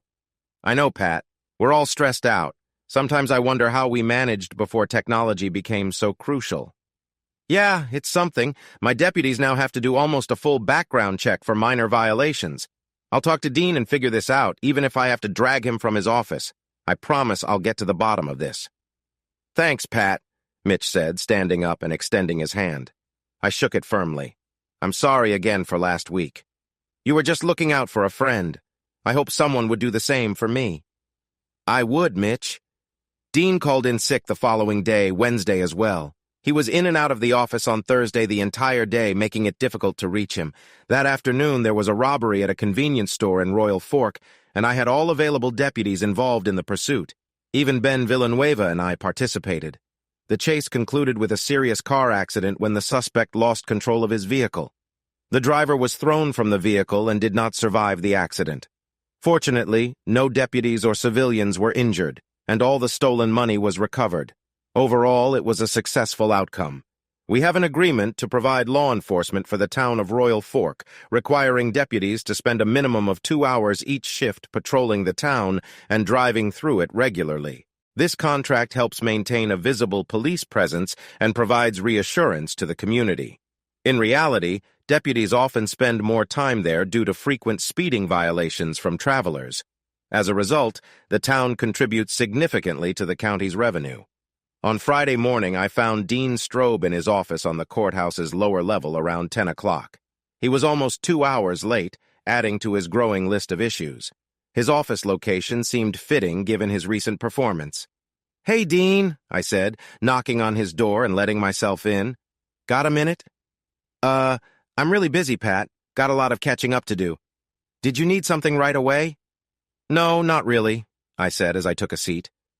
Dean's office was filled with computer equipment, spare parts, software containers, and manuals for every piece of technology owned by the county. I called it Tech Haven. It wasn't the most flattering term, but it got a chuckle out of Dean the first time I used it years ago. Actually, I continued, I was wondering if you and I could get together for a bit this afternoon towards the end of the workday. I don't think so, Pat. Why not? Mercedes needs me to get home as soon as I can. You two have plans tonight? I asked. Dean looked at me as though I had said something completely out of line. My smile faded quickly. Seriously, Dean, there's a few things I could really use your help with. It won't take long, I promise. I can't, Pat. I really can't. Dean, I really need some of your time today. I'm sure Mercedes will understand if you're not home right at 5 o'clock. Dean sighed in resignation. Okay, Pat. I'll spare you a few minutes, but I can't stay too long. Great. I'll be here right at 4:45 then. Dean glanced at the clock. Okay, Pat. See you then. I planned to arrive early, so I went back to my office, changed into casual clothes, and then made my way back to the lower level of the courthouse to Dean's office, knocking on his door right at 4:15. Dean had his sport coat draped over one arm and was just grabbing his laptop case with the other when I knocked on the door. Whoa, Dean! Looks like you're heading out, I said, somewhat irritated. Look, Sheriff, something came up and I really need to get home. What, no phone call at least? I'm sorry, Sheriff. Maybe we can do it on Monday, okay? Not possible, I said crossly, entering his office. I stepped in, pulled the door shut, and sat down on a chair. You do whatever you have to do, Dean. Call Mercedes or do what you have to do, but you're going to give me some of your time. Now! Dean looked visibly distressed. Look, Sheriff, What's with this sheriff formality? We've known each other for years. We've had dinner at each other's houses. Our kids have played together. What's going on? Pat, it's just that, well, it's complicated. Talk to me. I can't. You need to, Dean. Sheriff, please, it's personal. Yeah, well, it's affecting your work, Dean, and when your work starts to affect my work and the work of every county employee and elected official, it isn't personal anymore. Dean had absolutely no answer. Put your stuff down, Dean. Grab your coat and follow me. We're going for a ride. Pat, really, I can't. I'm not asking you, Dean. I'm telling you, we're going for a ride. Dean stood there for a few moments, finally set his laptop on his desk, and followed me silently out of the office. He locked his office with trembling hands, pocketed the keys, and then followed me outside to my personal vehicle, my trusty royal blue F-150 Lariat crew cab. Dean got into the front passenger seat and buckled himself in. Dean and I rode in almost complete silence until his phone started buzzing. I gave him a stern look as he answered it. Hello? He answered softly. Yeah, honey. No, not yet. The sheriff came to see me at the last minute. He needs me to help him out with a small issue. I'm not sure, honey. Please don't be upset. I swear I'll be home as soon as I can. Please don't. That was the last he could get out as the caller, who was obviously Mercedes, hung up on him. I'm in trouble, Dean whispered to himself. I don't really have a favorite watering hole. Truth is, I don't drink that much. But I do enjoy a pint of Killian's every now and then, especially when I'm watching a game. The Minnesota Twins were playing an early doubleheader tonight up in Toronto, and I wanted to catch the opening pitch. Never one to enjoy such moments alone, I figured I might as well invite Dean along and see if I could get him to open up to me. So we pulled into the End Zone, a popular sports bar and grill in Red River Falls. I got out first and waited as Dean reluctantly exited from my truck. We went inside and seated ourselves at the end of the bar, facing one of the nearly 40 flat-screen TVs in the place. I ordered my usual Killian's Irish Red and told Hal, the bartender, to get Dean whatever he wanted. I'll just have a club soda and orange juice, Dean said quietly. Hal nodded and went to retrieve our drinks. This is a great place to watch a game, Dean. Best in town. I love coming here to hang out and watch the Twins, Vikings, and Wild play. Next best thing to actually being at the game. Dean just sat there, avoiding eye contact with me. Do you follow any teams or sports? I asked. Dean just shook his head no. Hal returned soon with our beverages. Dean sipped at his drink while I enjoyed my own. Did you know they have over 140 different types of beer here, Dean? Again, he shook his head no. True story. In fact, you get a t-shirt once you've tried every single one of them. I have about 120 beers to go before I get a shirt, I chuckled.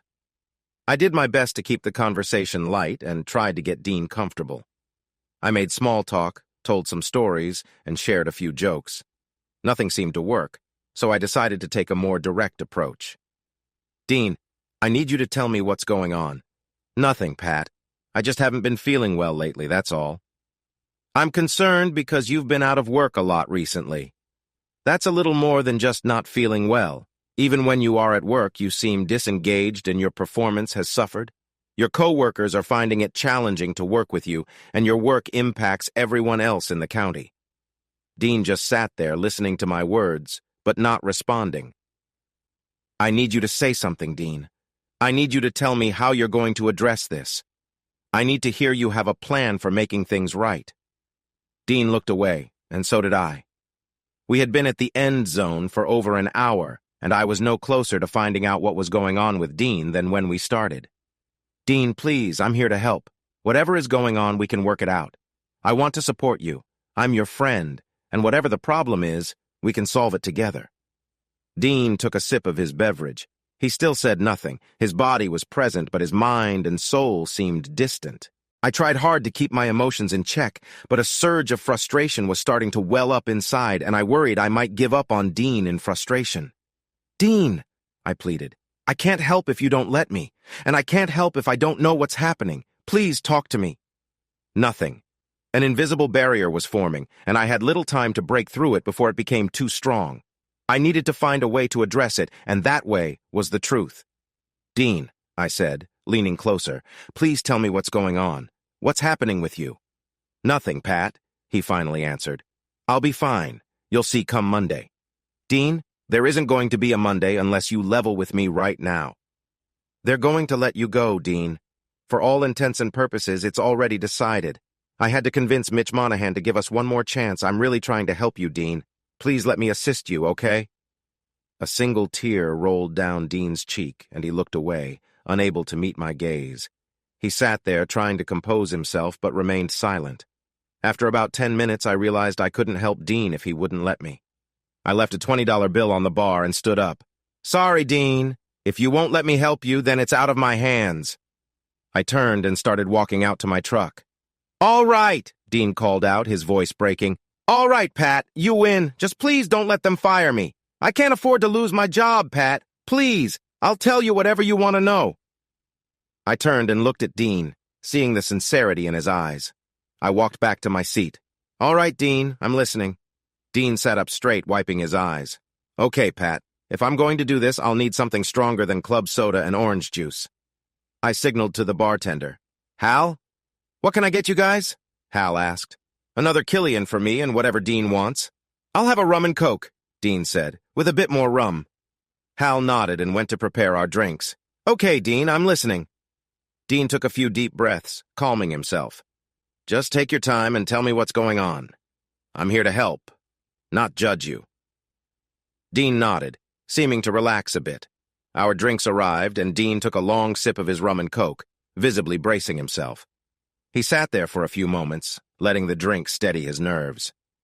Then he turned to me and opened up about his past. I'm not a man, Pat. What do you mean by that, Dean? I mean, I'm not a man.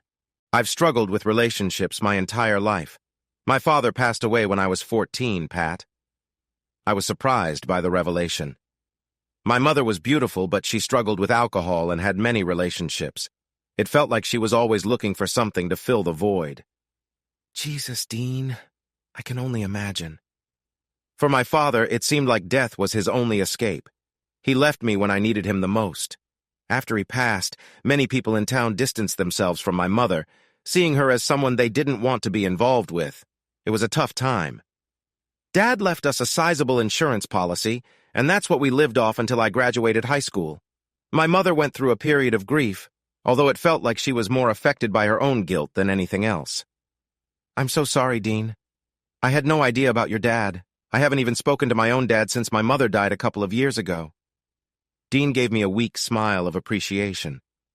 The hardest part, Pat, was what happened after my mother moved past her grief. I was almost 16 at the time. She started to become very attentive and caring, although she was often drunk. I listened carefully, worried about where this conversation was going. I'd sit at my desk in my room doing my schoolwork. School was the only thing I felt I was good at. It helped me cope with everything happening around me. At first, it was just a lot of hugging, long hugs. Then she would come sit by me as I did my schoolwork and just constantly show affection. Eventually, that progressed to her coming into my room late at night and just wanting to be close to me. She would often just lay there, showing care and warmth. Lots of times, she would eventually just fall asleep and wake up with a hangover. Dean took a long swig and finished his rum and coke, motioning to Hal for a refill. But one night, Pat, when I was 17, things went even further. She started crossing boundaries. I knew it was wrong. I thought she was just trying to be a loving mother at first, but it felt so wrong. The worst part was I couldn't help myself. I couldn't stop my body from reacting. I was young, 17 years old. I was as curious as any other kid my age. She would do things that confused me. I didn't know what to do, Pat. On the one hand, everything felt so strange and I couldn't stop thinking about it. But on the other hand, I knew it was wrong and the guilt started to eat me up. The shame was becoming overwhelming, but I couldn't make her stop. She was in my head, telling me that she was doing it because she cared. Hal returned with a fresh rum and coke for Dean, and he immediately took a long drink.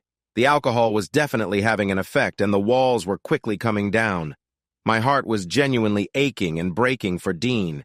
He had to have been so vulnerable and confused after his father's death. His mother taking advantage of him like this was troubling and upsetting. My mother actually surprised me with a party on my 18th birthday. I hadn't had a party since I was little, but there were a couple of my classmates there as well as some relatives, so to me it felt like a really big deal. My mother even surprised me with my first car, a 1986 Buick Grand National. It wasn't much to look at, really, but to me it might as well have been a Ferrari, you know. I nodded as Dean smiled at the memory, but his smile quickly faded as he continued. That night I took a shower before bed. As I got out of the shower, I noticed that my clothes weren't where I had left them on the vanity. I wrapped a towel around me and walked back to my room. When I got there, the lights went out, and I heard my mother say, "Now it's time for your real birthday present." That was a very confusing and painful night for me. Dean's voice trembled, and it took a few minutes for him to compose himself. I stayed silent and let him continue, understanding that it was important for him to express what he had been through. And that was how the rest of my senior year went between my mom and me. I couldn't control how I felt about her. I felt powerless to stop what was happening. It was really the only kind of attention I had ever known from her since I was a child. Despite how difficult things were, I was accepting whatever affection I could get from her. But I quickly realized that I was becoming socially withdrawn. I couldn't relate to people my own age, especially girls. I knew what was happening was wrong, and the constant shame and guilt made me fear that others knew about it. It felt like everyone was aware of the secret, even though they pretended otherwise. I would go to school, Pat, and just be immersed in my books. When I wasn't in class, I was in a corner at the library, studying and keeping to myself. I was torn between the desire to go home at the end of the school day, knowing what awaited me, and the urge to run away as far as I could. I struggled with conflicting emotions, feeling drawn to the situation while also overwhelmed by a deep sense of shame. Dean burst into tears yet again. "My God, Dean, I can't imagine how you managed growing up like that. I think you're stronger than you realize." "I'm not strong, Pat. If I was strong, I would have confronted the situation. I would have sought help from a school counselor or someone else I trusted, but I didn't. I just let it continue because it seemed easier." "No, Dean, you didn't let it happen willingly. You were manipulated by a very difficult situation, and it's understandable that you didn't know how to handle it." But the hardest part was the internal conflict I felt. On one hand, I felt an unwanted attraction, and on the other, I was filled with shame. I couldn't make sense of it then, and it's still confusing to me now. Dean, what you experienced is similar to what many people face in challenging situations. It's important to understand that these feelings don't reflect consent or willingness. It's a complex issue that many people find difficult to talk about. It's different for men, Pat. No, Dean, it isn't. It's a natural reaction to stimuli. It's something you can't control, similar to how your eyes adjust to different lighting conditions. Two completely different things, Pat. I should have been able to control myself. I sighed in frustration and then thought of something. "Are you ticklish, Dean?" "What?" "It's a simple question, Dean. Are you ticklish or not?" Yeah, I am actually," he said, wondering where this was going. "Have you ever been tickled so hard that you almost had tears?" Dean smiled. "Yeah, my dad used to do that to me sometimes when I was little. I'd beg him to stop and he'd keep going. Did you like it or dislike it? I always disliked it when my sister Beth would do that to me. Yeah, I guess I disliked it at the time. Ah, you disliked it. That makes sense. But let me ask you this. What were you doing the entire time your father was tickling you? Dean thought for a moment. I don't know. Laughing, I guess. Exactly. You were probably laughing uncontrollably. Why were you laughing? Did that mean you enjoyed it or wanted more? No, I just couldn't help it. Oh yeah, I get it. Exactly. Sometimes when our bodies react, we can't always control it. The fact that someone might experience physical reactions doesn't mean they are emotionally engaged or consenting. No still means no. Likewise, I explained, experiencing physical responses doesn't mean consent or desire for unwanted advances. Dean cried softly, nodding his head. What happened to you was not your fault, Dean, understand? I know, Pat, he said, drying his eyes. I've been carrying this burden for a long time. Just then, Hal, the bartender, came over. Everything okay, Sheriff? Yeah, everything's fine, Hal. In fact, why don't you bring us another round? Sure thing. A minute later, he returned with our refills. So, I said, trying to change the subject, do you want to tell me what that phone call between you and Mercedes was about? Jesus, Pat. I don't even know where to start with her. It's like everything that happened with my mom has been amplified 100-fold with Mercedes. Like I said earlier, Dean, I'm here to help. Dean took a long sip of his drink. I graduated from high school and left Peoria, Illinois as fast as I could. I got an academic scholarship offer to Penn State for computer science. I was still struggling. I had no social life. The only outlet I had was occasionally meeting up with a programming club. So, with a challenging past and little social experience, I became someone who was not on the radar for many. How did you and Mercedes meet then? Mercedes grew up in Allentown. She attended Penn State Altoona for a few years before transferring to State College. I had a roommate my junior year who became a good friend. He was dating a girl who was friends with Mercedes, and they introduced us on a sort of blind date. We didn't start dating until my senior year, after I completed a significant internship with Sun Microsystems that summer. Don't underestimate your achievements, Dean. You don't need to downplay your success for anyone. Yeah, thanks, Pat, he smiled. But getting back to the story, Mercedes and I started socializing with my roommate Ben and his girlfriend Robin. We spent time together as couples. About halfway through my senior year at Penn State, Mercedes decided we were officially a couple. I think she saw me as someone who was potentially successful and, more important, someone who was reliable. Nothing wrong with being either one of those things, Dean. Yeah, I guess. But Mercedes was the one who was pretty much driving the relationship. I pretty much went along with her decisions. Our relationship didn't deepen until I was nearly graduated and around the same time as when I got my first job offer with Innovative Technology Solutions in Minneapolis. It was an incredible offer for someone right out of school. $80,000 to start with, and exceptional benefits, too. I was getting everything I thought I wanted. A great job in a great city, and a beautiful woman to share my life with. But everywhere we went together, either during my last few weeks in school or after we moved to the Twin Cities, people treated me like I was invisible when Mercedes and I were together. It was quite disheartening. But for Mercedes, it seemed she started to realize her own appeal and it began to affect her. How so? After we became closer, many of my old insecurities and past issues began to resurface. I struggled with intimacy due to unresolved issues from my past. Sometimes I couldn't perform as well as I wanted to, which affected our relationship. I'm a bookworm, so I tried to read everything I could to try and be everything she needed me to be. But I just never seemed to get any better at it. Finally, Mercedes got so upset with me and threatened to leave me if I didn't go along with a plan she had come up with. What was her plan, Dean? She said that if I couldn't meet her needs, she wanted to explore other options.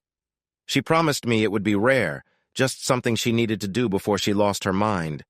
And because I was too hesitant to refuse, I agreed to it. What happened then? She met someone she wanted to spend time with and ended up going out with him for a whole weekend. When she came home, she was incredibly passionate. She even brought back some medication she had obtained from him and gave it to me to try. In a way, it was uplifting to see how much she desired me again, and the medication helped me feel more confident and last longer than I could before. I sense a but coming in this conversation, I added. Yeah, a big butt, too. Things were great for a while, like I said. Pretty soon, we were expecting our first child, Brandon. Our daughter, Bryn, followed only a year after. Mercedes initially struggled with postpartum depression after each child. She never heard either of them, but she wasn't the same. Eventually, she decided the only way to be happy again was to repeat her previous experience. I only wanted her to be happy, so I reluctantly agreed. She seemed content again, and our relationship was revitalized. But Mercedes decided that if doing it once made her happy, then doing it often would keep her happy. She decided that she wanted to see other people outside of our marriage more often. She said that if I truly loved her, I would support her decision. It was then that I realized I was too passive to stop her. You had a lot of unresolved issues, Dean. They were issues that likely made it difficult for you to assert yourself when faced with such challenges. Call it whatever you want, Pat.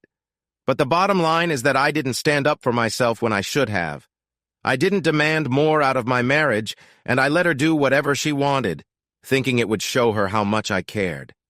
Despite my reservations about her seeing other people, I was afraid of being alone.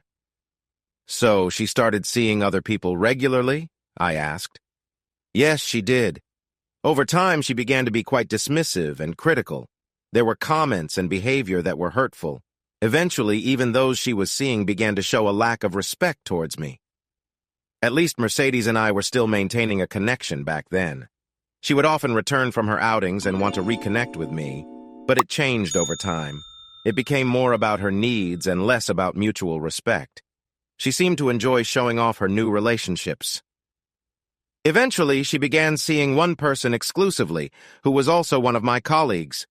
This person even insisted that Mercedes stop spending time with me altogether. Sometimes they would insist that I be present when they were together, and I was only allowed to watch. It was a humiliating experience that left me feeling powerless and degraded. I couldn't believe what I was hearing from Dean. I thought Clarissa's treatment of me was bad enough, but it paled in comparison to what Dean had to endure. Did you ever tell anyone about this? How long did their affair last? I asked. It lasted over 2 years. It ended shortly before we moved to Red River Falls. At that point, I was making almost $100,000 a year and was promoted to a position that would have put me ahead of Derek. However, Derek and Mercedes pressured me into declining the promotion. Derek was physically imposing, and I was not. What finally ended it? Turning down the promotion raised suspicions. Eventually, the VP of R&D investigated, and the affair was uncovered. Derek was dismissed, and I was advised to seek employment elsewhere in exchange for a positive recommendation. It was towards the end of the Great Recession, and finding a job was difficult. I was fortunate to find a position with Mason County and move here. Mercedes has never forgiven me and holds a grudge against Red River Falls. So how does Brad fit into the story? She met Brad at the pump house gym. Mercedes was a regular there, and Brad worked as a part-time personal trainer. He began by offering her advice on her workout routine, which eventually led to their involvement. I finished my drink and signaled for Hal to bring another round for both Dean and me. With Brad, Dean continued, the situation has only worsened. I'm no longer allowed to sleep in my own bedroom. That's reserved for Brad and Mercedes. Where do you sleep then? A guest room? No, I'm not even allowed on the same floor. I sleep in the basement now with the kids. What? Why do your kids sleep in the basement, Dean? Dean became visibly upset, struggling with his emotions. After a moment, he managed to speak through his distress. Because I feel powerless, Pat. I can't even protect my own children from this. I waited for him to regain his composure before asking further. Is Mercedes treating your kids poorly, Dean? If she is, I need to know. Not directly, he said, managing to calm down a bit. She keeps them away from her and Brad to avoid disturbing their time together. Also, she's trying to have children with Brad, and if she succeeds, those children will receive preferential treatment. My God, Dean, why aren't you putting a stop to this? Because I feel powerless, Pat. I feel like I've lost control and can't stand up for myself or my family. Mercedes has made me feel completely undermined. What do you mean by caged?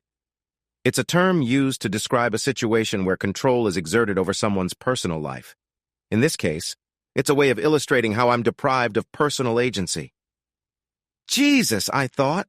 This situation is far worse than anything Clarissa ever did to me. If she and Bud Roberts had tried something similar, there would have been severe consequences. It's incredibly painful, Pat. Just trying to manage daily needs is difficult. I have to be very careful or risk embarrassing myself. And the discomfort is unbearable. Discomfort? What do you mean? Dean took another drink, his speech slightly slurred. Mercedes has a harsh way of dealing with me. She uses physical methods that are painful and humiliating. It's part of a disturbing behavior pattern she and Brad have adopted. Whenever she calls me to the bedroom, it usually means I'm subjected to some form of punishment. I could hardly believe what I was hearing. I've never resorted to physical violence against a woman in my life. Even with everything I went through with Clarissa, I never seriously considered it. But if someone were to inflict such pain on me repeatedly, I would find it very hard to tolerate. Jesus, Dean, such repeated treatment can cause serious harm. Have you ever thought about seeking help or taking legal action? Dean dismissed the idea. Mercedes and Brad even made a video to mock me, making it seem like I was accepting of their actions. It's degrading and humiliating. You've got some impressive qualities, Dean. Jesus, Dean, I said, gritting my teeth. Keep your voice down, will you? Ah, what do you have to be so self-conscious about? If I had a quality like that, I'd be flaunting it everywhere. And who cares what these people think? He said, getting louder. I don't. Half of these guys in here probably caused trouble for my wife anyway. Hal came over to us. Is there a problem, Sheriff? No, I said, putting my hand on Dean's shoulder to get him to calm down. My friend is just going through a rough time. We're working it out. Hal eyed Dean for a bit. All right, but keep him in line. You won't be the first cop I've had to remove if he gets out of control, okay? I got you, Hal, I said as Dean went to check on the two other customers at the other end of the bar. Keep it civil, okay, Dean? We're just here to talk, not make a scene. My wife has already made a scene, Pat. She's turned me into the biggest laughingstock in Red River Falls. Did you see how she humiliated me last weekend? I sighed. Yeah, I saw it. But let me ask you a question. What are you going to do about all of this? Are you just going to take it? Or are you going to do something about it? Everything she is doing to you fits the definition of emotional abuse to the very letter of the law, and then some. Dean whimpered again. I don't know, Pat. What can I do? Who would believe me? If you give me a shot, Dean, I can help you with all of this. But you can't leave me hanging either. I can help end the abuse and get you out of a tough situation and get you all the evidence you'll need. But you've got to be invested in it 100%, both physically and emotionally. If you really want to overcome this, you got to give it everything you have, okay? Dean thought for a few moments. I give in, Pat. I'll do whatever you say. If not for me, then at least for Brandon and Bryn, my kids. I nodded in agreement. Yes, you do. Let me make a couple of phone calls, okay? Who are you calling? Dean asked. First, I'm going to call my fiancée Shannon to pick us up and give us a ride home since neither of us is in a condition to drive. And second, I'll reach out to some experts who can help get you out of this situation once and for all, okay? Okay, he said. But there is one other thing I should probably tell you, though. Something that really has me worried. Oh? What's on your mind, Dean? He was silent for a few moments. Mercedes has a plan, Pat. Sounds like she has a lot of plans, Dean. No, you don't understand, he said, looking away and shaking his head. Okay, enlighten me. She wants to change everything about our relationship, Pat. What do you mean? Mercedes wants to make a significant change in our lives. She believes it will show how much I care and elevate our relationship to a unique level. She actually told you that? Not only did she tell me, but she also said it was going to happen. She believes it's something I need to accept, something we need to embrace. Did she say how she planned to implement this change? No, Pat, she didn't give details. She just mentioned that Brad was working on it and would sort it out. Well, in that case, I guess we better take action and address this. It sounds like your situation, as you know it, depends on it. Yeah, I guess it does, Pat. Shannon picked me and Dean up from the end zone as neither of us was in any shape to drive, me from 6 tall pints of Killian's and Dean from about 10 rum and cokes. I had her drive us straight to Dean's house and park about a block away. I made a second call to Chris and Tanya to meet us there. We parked down the street because Dean wasn't sure if Mercedes would be home. It initially looked like she wasn't there. Our suspicion was confirmed when Dean approached the front door and unlocked it. If Mercedes had been home, the door would likely have been unlocked, as they lived in a safe neighborhood. We entered the house, and Dean found a note left for him on the kitchen table. As the rest of us moved between the kitchen and living room, Dean read the note and looked troubled. "You have a lovely home, Dean," Shannon said, looking around. "Mercedes keeps it very nice." "No, actually, I handle most of the upkeep," Dean replied. "Could you share what the note says, Dean?" I asked. "Take a look yourself," he said quietly, sitting down and looking distressed. I picked up the note and read it. "Hey, Dean, I was very disappointed to see that you missed our plans for tonight. We had been looking forward to this evening for a while. I had to make other arrangements for the kids, and I'm frustrated that you didn't respect our plans. I hope you use this time to reflect on your actions and consider how to make things right. Brad and I will be thinking about this and what needs to change." We parked down the street because Dean wasn't sure if Mercedes would be home. At first glance, it appeared that she wasn't. Our assessment was confirmed when Dean approached the front door of their house and had to let himself in. Had Mercedes been home, the door would have likely been unlocked. The five of us entered the house, and Dean found a note left for him on the kitchen table.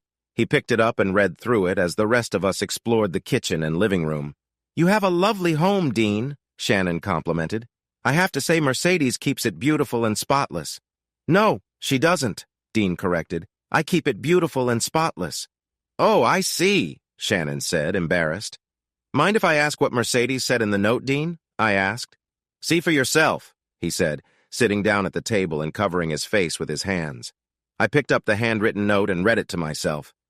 "Hey, Dean, you had no right to interfere with my plans for tonight. You knew about our plans for over a week and that you were supposed to be home right after work. It feels like you're only thinking of yourself.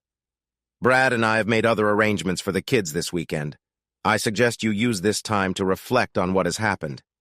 Brad and I will be using our time this weekend to discuss how we should address this situation." I folded the note in half and set it back down on the table. I pulled up a chair next to Dean. I was still a bit tipsy, so I took a moment to think about what to say so I didn't sound awkward. Dean seemed to be handling his emotions better than I was, likely due to the stronger drink I had. "Dean, let me ask you a question.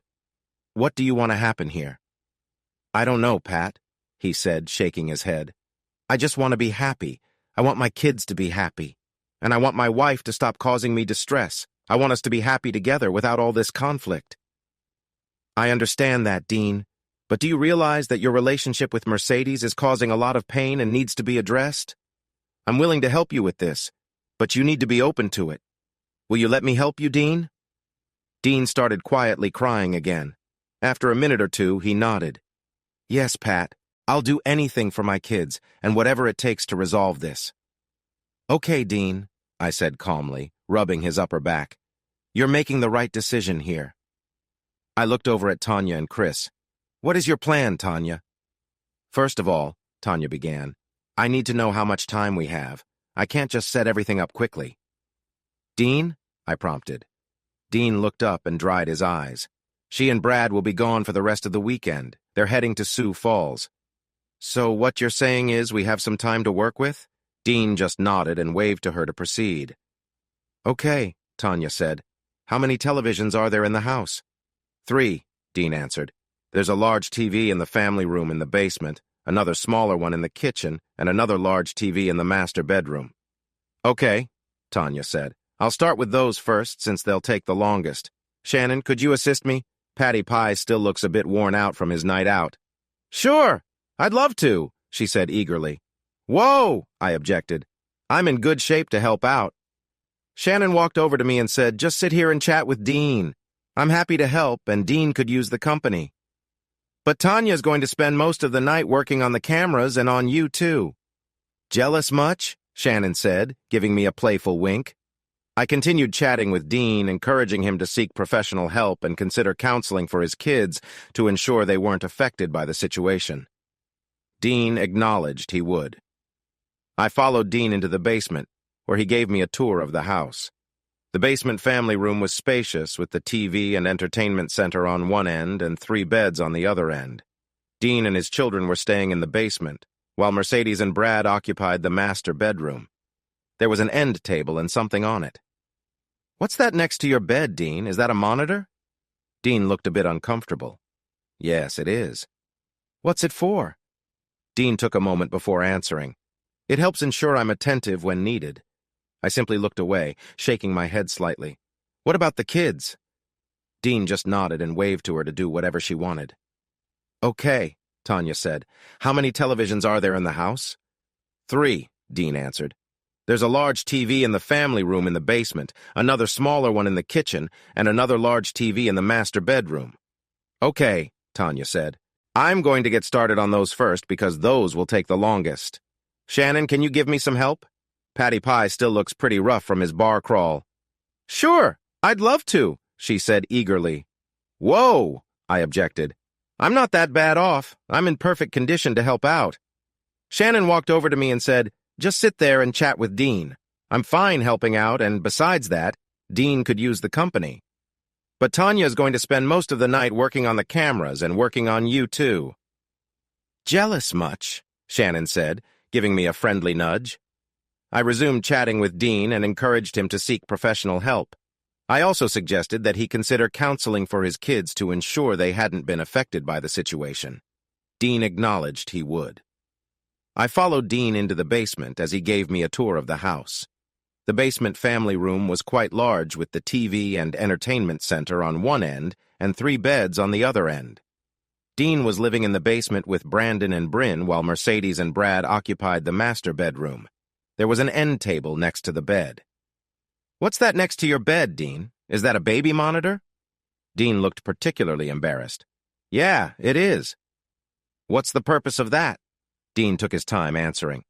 "That's so Mercedes can keep track of me when she's upstairs." Dean turned away, clearly uncomfortable discussing it further. It was hard to comprehend how someone like Dean could be enduring this situation. Considering his experiences growing up, it was evident how prolonged exposure to adversity could have a lasting impact. Tanya, Chris, and Shannon started working on setting up the cameras. Tanya and Chris began removing the backs of the large TVs, while Shannon worked on the kitchen TV. After about 10 or 15 minutes, they completed that task. The next phase took a bit longer. Tanya produced 3 small cameras that she purchased from a company called Personal Spy Supply. It took her nearly an hour to wire all 3 cameras into place. Since all 3 TVs were smart TVs, she was able to link the cameras to an online program that would allow Dean or anyone he authorized to view real-time footage from anywhere. She also provided Dean with a 1 terabyte external drive to record hours of video feed. But Tanya wasn't done yet. In addition to that, she produced 3 power strips with hidden cameras built into the plug-ins. They drew their power directly from the outlet and were also wirelessly connected to the same program. Tanya also replaced 3 smoke detectors in the bedroom, basement, and living room that contained cameras. She even changed out the thermostat for the HVAC system with a nearly identical one that included a hidden camera and still provided full controls for the HVAC system, along with a carbon monoxide detector in the kitchen that also had a camera. As a final touch, Tanya gave Dean a digital picture frame that also included a hidden camera. Tanya suggested that Dean give the frame to Mercedes as a peace offering when she got home. "Might be worth a shot," Dean conceded. "I'll tell her she can fill it with pictures of her and Brad. Maybe that will make her happy." It was nearly 10 o'clock by the time Tanya finished everything. I never would have guessed that she could do something like all of this, but she never ceases to amaze me. She was starting to offer personal and business security to many of the businesses and people she was working with in her freelance networking business. Lucky for Dean, he would now have over a dozen hidden cameras working to capture anything that happened between him and Mercedes in the future. "Thanks for everything, you guys," Dean said as we got ready to leave. "Not a problem, Dean. You know we're here to help. Anything you need, just ask for it, okay?" "I'll do that, Pat. See you Monday, okay?" "Are you sure, Pat?" "Trust me, Dean. You just show up ready to work.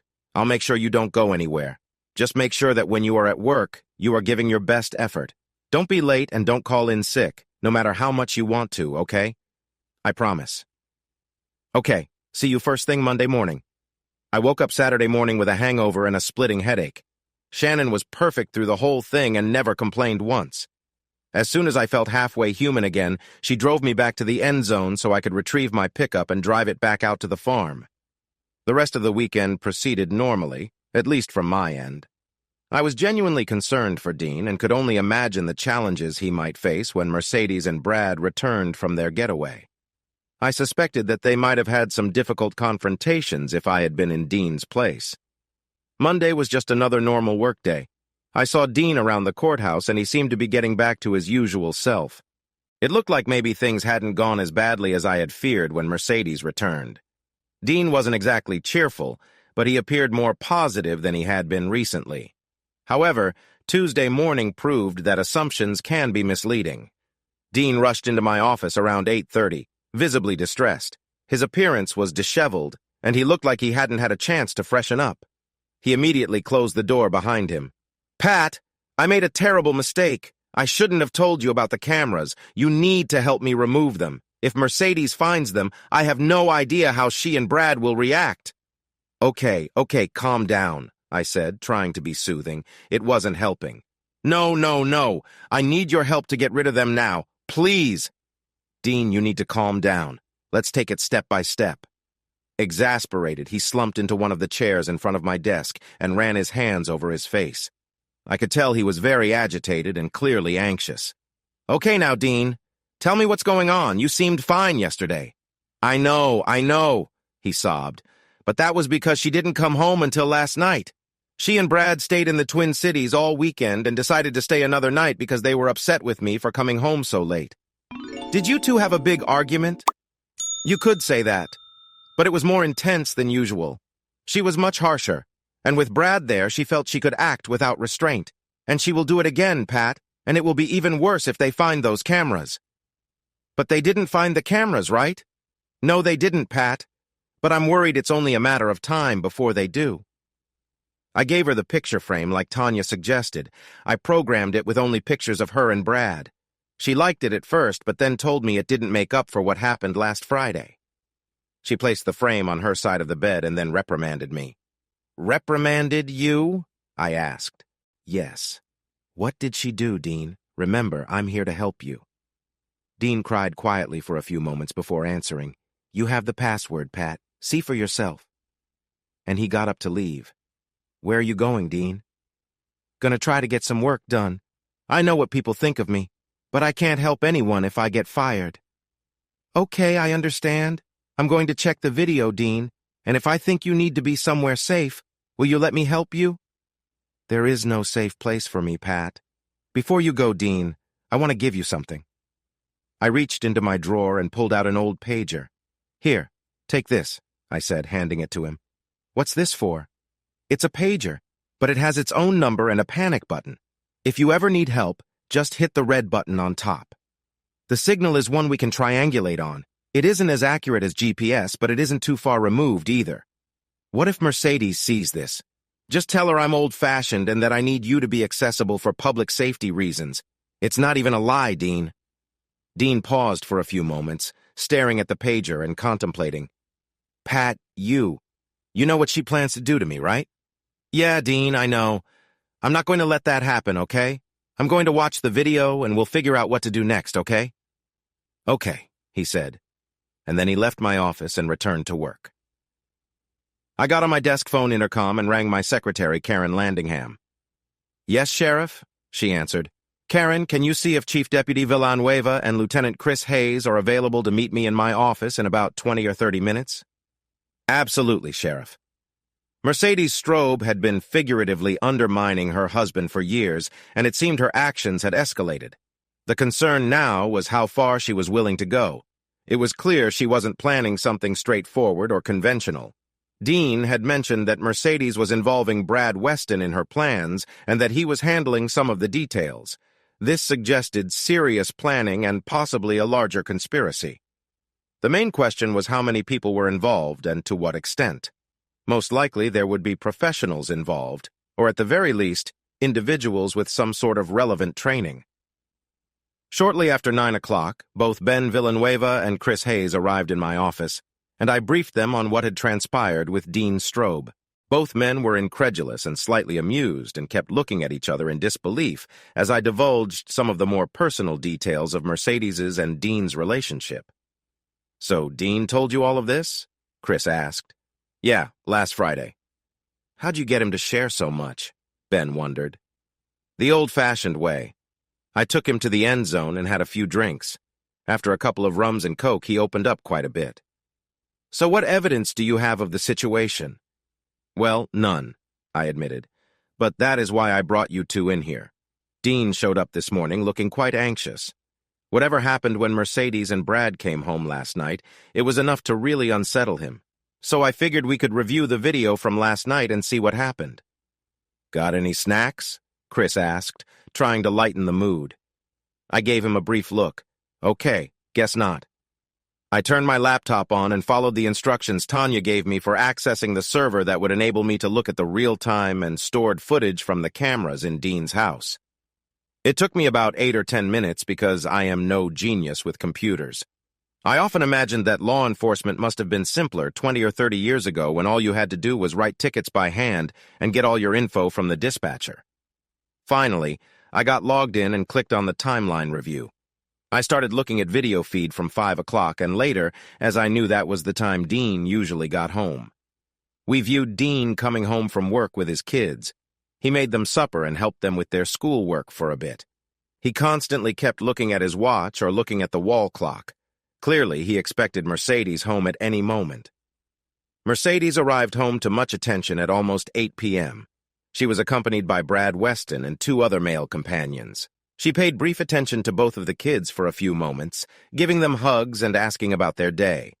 Mercedes then quickly told them to go down the street to their friend's house and hang out for a while, which they were happy to do on a school night. Once they were gone, tensions rose. "I'll give her one thing," Ben commented. "Dean's wife is very attractive." "Yeah, but she's quite difficult," Chris added. "Amen to that," I agreed. I turned up the audio so we could hear. "All right, you need to explain yourself for last Friday and how you almost disrupted my plans with Brad." "I couldn't help it, I swear," Dean pleaded. "You knew Brad and I were getting ready to leave. I don't know what you could have possibly been thinking. I had to meet with the sheriff. It was very important. The sheriff insisted that I help him." "Your first responsibility, Dean, is to me, not the sheriff. Please, Mercedes, it was important. I helped Pat Quinn with significant cases. It was crucial, I swear. Like I said, Dean, your first responsibility in this house is to me. Your second responsibility is to Brad. Go to the bedroom now." We switched camera views to the master bedroom. Dean appeared distressed and afraid, clearly aware of the gravity of the situation. "Get changed," Mercedes ordered. "Please, Mercedes, no," Dean pleaded. "I'm not asking you to, Dean. Change your clothes now." "You heard her," Brad said. "Get changed, now." Dean stood there for a moment while the 2 others looked at him sternly. Reluctantly, Dean began to take off one article of clothing at a time, slowly, until he stood there covering himself with his hands, thoroughly embarrassed. "Cuffs!" Mercedes commanded. "Put them on now!" Shamefully, Dean picked up a pair of handcuffs and put them on himself. He was breathing rapidly, almost to the point of hyperventilation. "Brad, can you help with the cable?" Mercedes asked. "Gladly," he replied with a smirk. Ben, Chris, and I watched with growing concern as Brad attached a D-ring to the chain linking the 2 cuffs. The chain was connected to a small strand of cable that ran to a pulley mounted to the ceiling.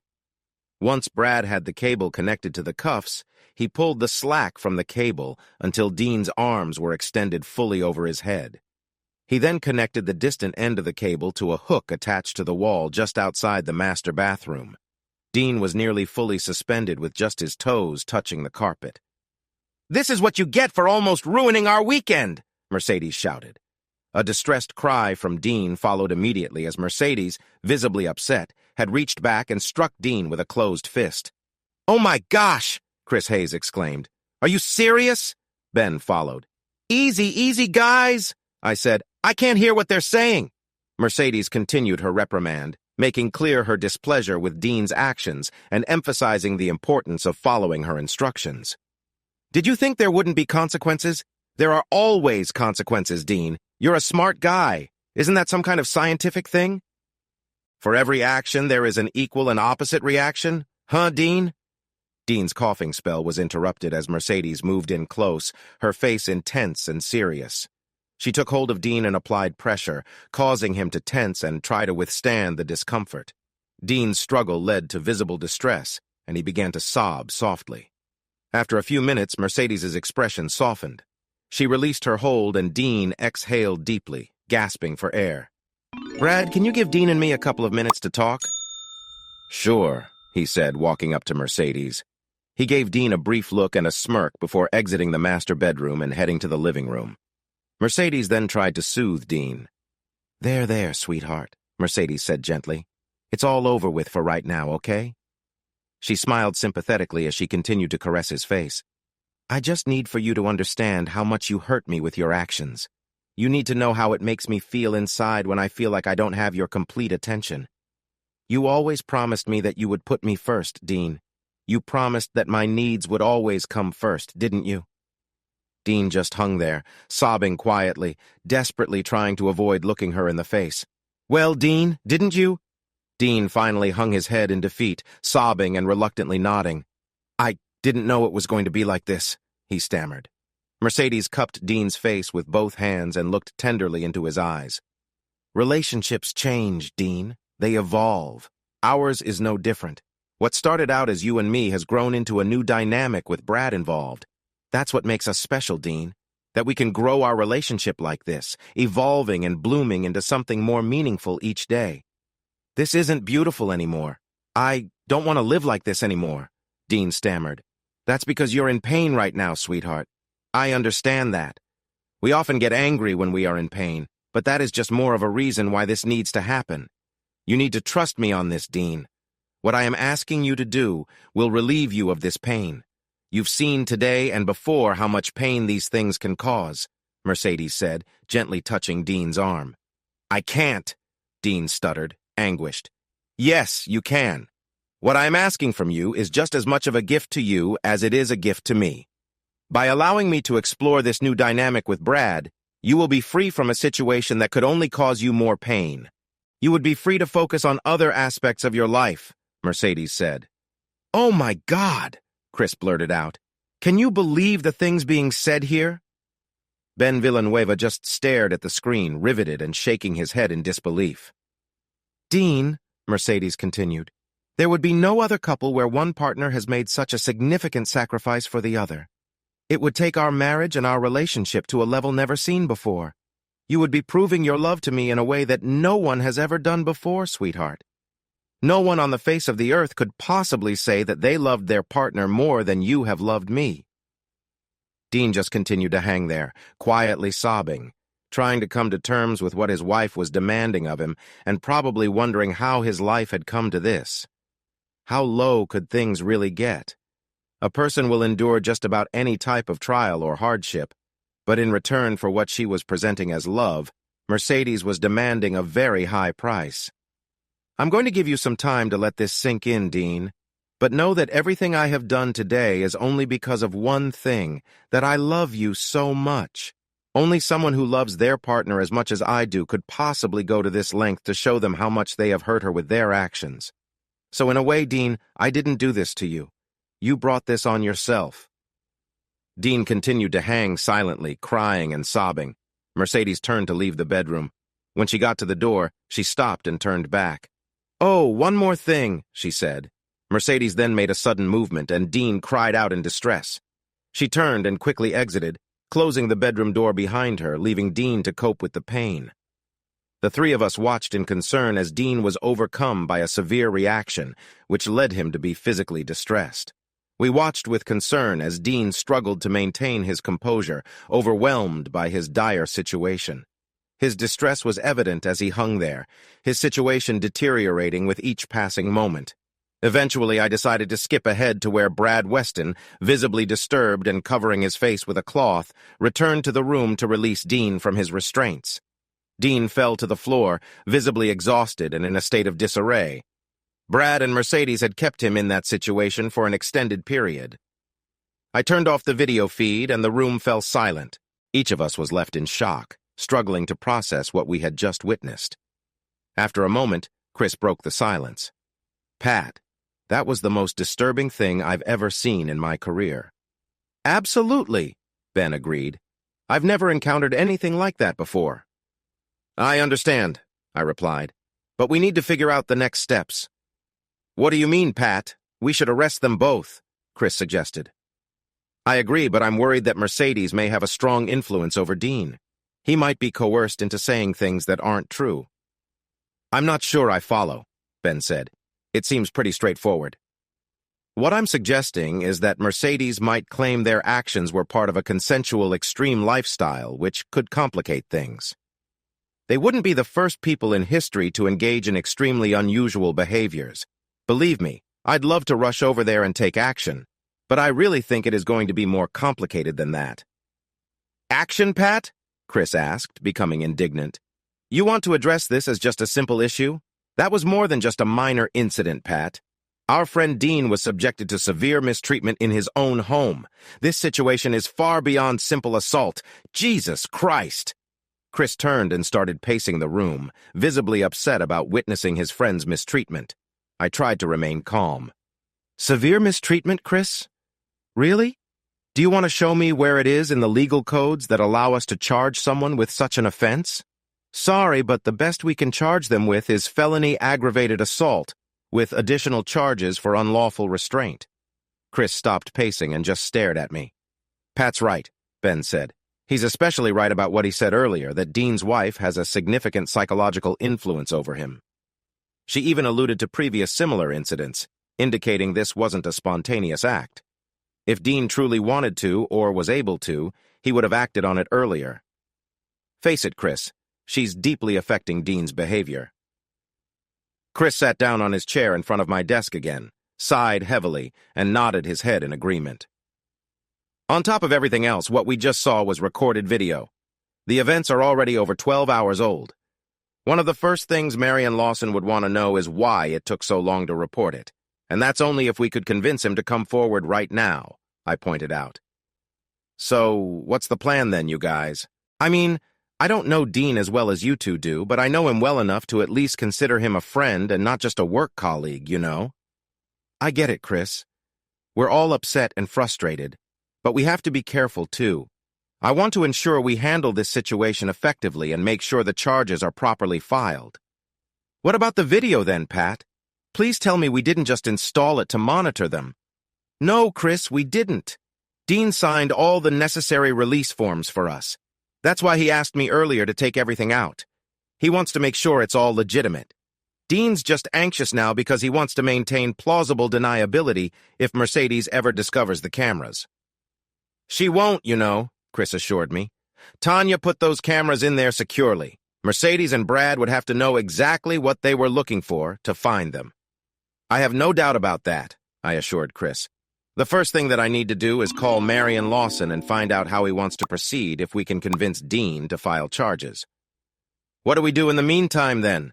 Ben asked. Every minute that Dean spends in the house with Mercedes and Brad is another minute closer to him being in a difficult situation. When Dean left my office a little while ago, I gave him a pager to use. I told him to inform Mercedes that it was assigned to him specifically from me so I can get immediate access to him if needed for an emergency. It has a panic button that can give us a radio frequency location. It will be through triangulation instead of GPS, but it will give us a close fix quickly. Chris and Ben nodded in agreement. Let's just hope he comes to his senses soon, Ben said. I'd like him to, but we all know that's not likely. Dean is a victim, but we need to remember that he may not align with us. Okay, Pat. Chris and I better get back to work. Let us know how Lawson wants to proceed with this. Will do, gentlemen. Needless to say, my conversation with our county attorney, Marion Lawson, didn't go well. But then again, none of my conversations with him tended to go well. Marion initially asked if the situation was some sort of joke, as he couldn't believe a word of what I told him. He got a bit annoyed when I reminded him that those old TV shows were no longer relevant. I sent Marion a few clips of the video and asked him to keep it confidential, to which he reluctantly agreed. When I mentioned that Mercedes wanted to take severe action against Dean, Marion responded with a crude remark, indicating he didn't view the situation as seriously as I did. I caught up with Dean again later in the day and told him that I knew what had happened at the house the night before. He looked exhausted, which was understandable. After the incident, he had called a service to clean up the mess in the bedroom. Brad had left for the night, and Mercedes took the children while their dad handled the cleanup, which likely wasn't well explained to them. Dean had spent several hours in the emergency room that night for an examination. He had told the medical staff that he suffered an injury while doing yard work, which they accepted without further questioning. Dean mentioned that his physician had inserted a catheter to help with recovery and to ensure there were no blockages affecting his urinary flow. A pelvic CT scan confirmed that there was no issue with his testicles that would require immediate surgery. He was given several bags of IV fluids to ensure his system was properly flushed and that he could urinate effectively. Ice was used to manage the pain and reduce swelling. Dean didn't return home until nearly 3 a.m. following his visit to the ER, which explained his exhausted appearance. I also managed to address another issue when I intercepted Mitch Monahan in the hallway. He was on his way to my office to inform me that he intended to address Dean's tardiness and disorientation that morning. Elected officials and department heads were pushing for action against Dean. I sympathized with Mitch, as he was caught between managing Dean's issues and responding to pressures from elected officials. I assured Mitch of my support if he faced difficulties and advised him to consider Family Medical Leave Act, FMLA, if necessary, as it would protect Dean from being terminated during that time. Wednesday of that week passed without significant problems. Dean was present at work and appeared to be productive. Although I did not speak with him directly, I noticed he was wearing the pager I had given him as we passed in the hallway on my way to the courtroom. I took some solace in knowing that he could contact me if necessary, especially since he might not be able to reach me if he were in danger. On Thursday morning, I was engaged in a meeting with the county supervisors for nearly 3 hours, discussing the plans I had developed for a new multi-agency public safety center that could potentially be built on the north side of Red River Falls.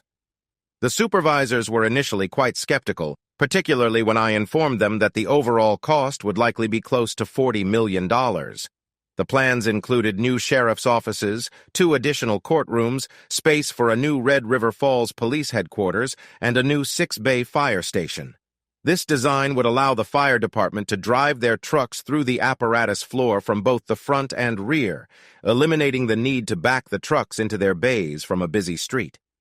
The building would also feature a large public recreation and wellness center, a public safety shelter capable of accommodating 500 people, and an attached National Guard armory. Additionally, the facility would house a new jail, dramatically increasing capacity from the current 40 beds to nearly 300. Initially, the supervisors seemed disinterested, but when I mentioned that I had already secured preliminary grants from both the federal government and Martin Bellman's charitable foundation, covering more than half the cost, their interest was piqued. What was expected to be a brief meeting turned into nearly 3.5 hours. I felt quite good for the rest of the day, excited about the possibility of contributing to a state-of-the-art public safety facility for Red River Falls and Mason County. I'd been so absorbed in work that I hadn't noticed the time until nearly 17 o'clock. My focus was broken by my phone buzzing in its holder. I picked up my phone and saw that it was a distress signal from the pager I had given Dean, displaying 911. I quickly grabbed my desk phone and dialed our dispatch center. Liz Harrison, our lead dispatcher, answered.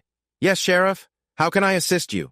"Liz, I need an immediate trace on a department pager signal." "Okay," she replied calmly. "Can you provide the radio number?" "Yes, it's 9150. "Give me a moment," she said. After a short wait, she came back on the line. "Sheriff, the signal is coming from the vicinity of Montgomery Avenue and 25th Street Southwest." My heart raced. That area is close to Dean's house. He must still be there. "Thanks, Liz," I said. "Also, please page Captain Ben Villanueva and Lieutenant Chris Hayes to meet me at the sheriff's office immediately. And contact Lieutenant Angel Ryerson to have all of Bravo shift come here as well." "Understood, Sheriff. Anything else?" "No, Liz, that will be all." "Got it," she confirmed. "Pages are going out now." My thoughts were racing. Dean was likely still at home. I quickly realized we had the house wired for video and sound. I rushed to my computer, accessed the video surveillance system, and entered the necessary passwords. It took only seconds to get it right today, thankfully. I selected the live stream option and waited for the video stream to initialize. The video appeared on my laptop, showing various camera views. I focused on the master bedroom where Dean was surrounded by Mercedes, Brad, and 2 other men. Dean appeared distressed, pleading with them. "Please, Mercedes, I'm begging you, don't do this to me." "We've made our decision, Dean, remember?" Mercedes replied firmly. "I never agreed to anything like this," Dean protested. "You and I agreed that my happiness came first in our marriage. This is what I want. So by default, this is what we both want, even if you can't see it right now." It was clear why the other 2 men were there. They were ensuring Dean followed through with this situation, regardless of his wishes. It was fortunate he had the presence of mind to activate his pager. Mercedes then spoke to Brad and his companions. "Let's get this done quickly. I'll prepare my things while you make sure Dean is ready. What time do we need to be there?" "Doc wants us there by 5:30 to prepare, and the procedure is scheduled for 6:30, Brad replied. "All right, just make sure everything is ready," Mercedes said, giving Brad a quick gesture of affection. "All right, Dino, the doc wants you nice and clean, so you need to hit the shower first." Dean stood there, petrified. "Let's go, Dean! Come on, get moving!" Dean stood there, frozen, his only defense being to try and delay. "Oh, Jesus Christ," he said, losing his patience. "Come on, you 2. Give me a hand." Brad and one of the other 2 men helped Dean into the bathroom and turned on the shower in the master bath. As they were helping Dean get ready, Brad Weston noticed the pager on Dean's belt. The sight of a pager was unusual these days. "What's this? A pager? You still carry a pager?" He chuckled. "It's not mine," Dean said through his sobs. "It belongs to the sheriff's department." "What do you carry it for?" "I do a lot of work for Sheriff Quinn." Brad started laughing. "Sheriff Quinn! Interesting! Whatever, dude. Get him in the shower."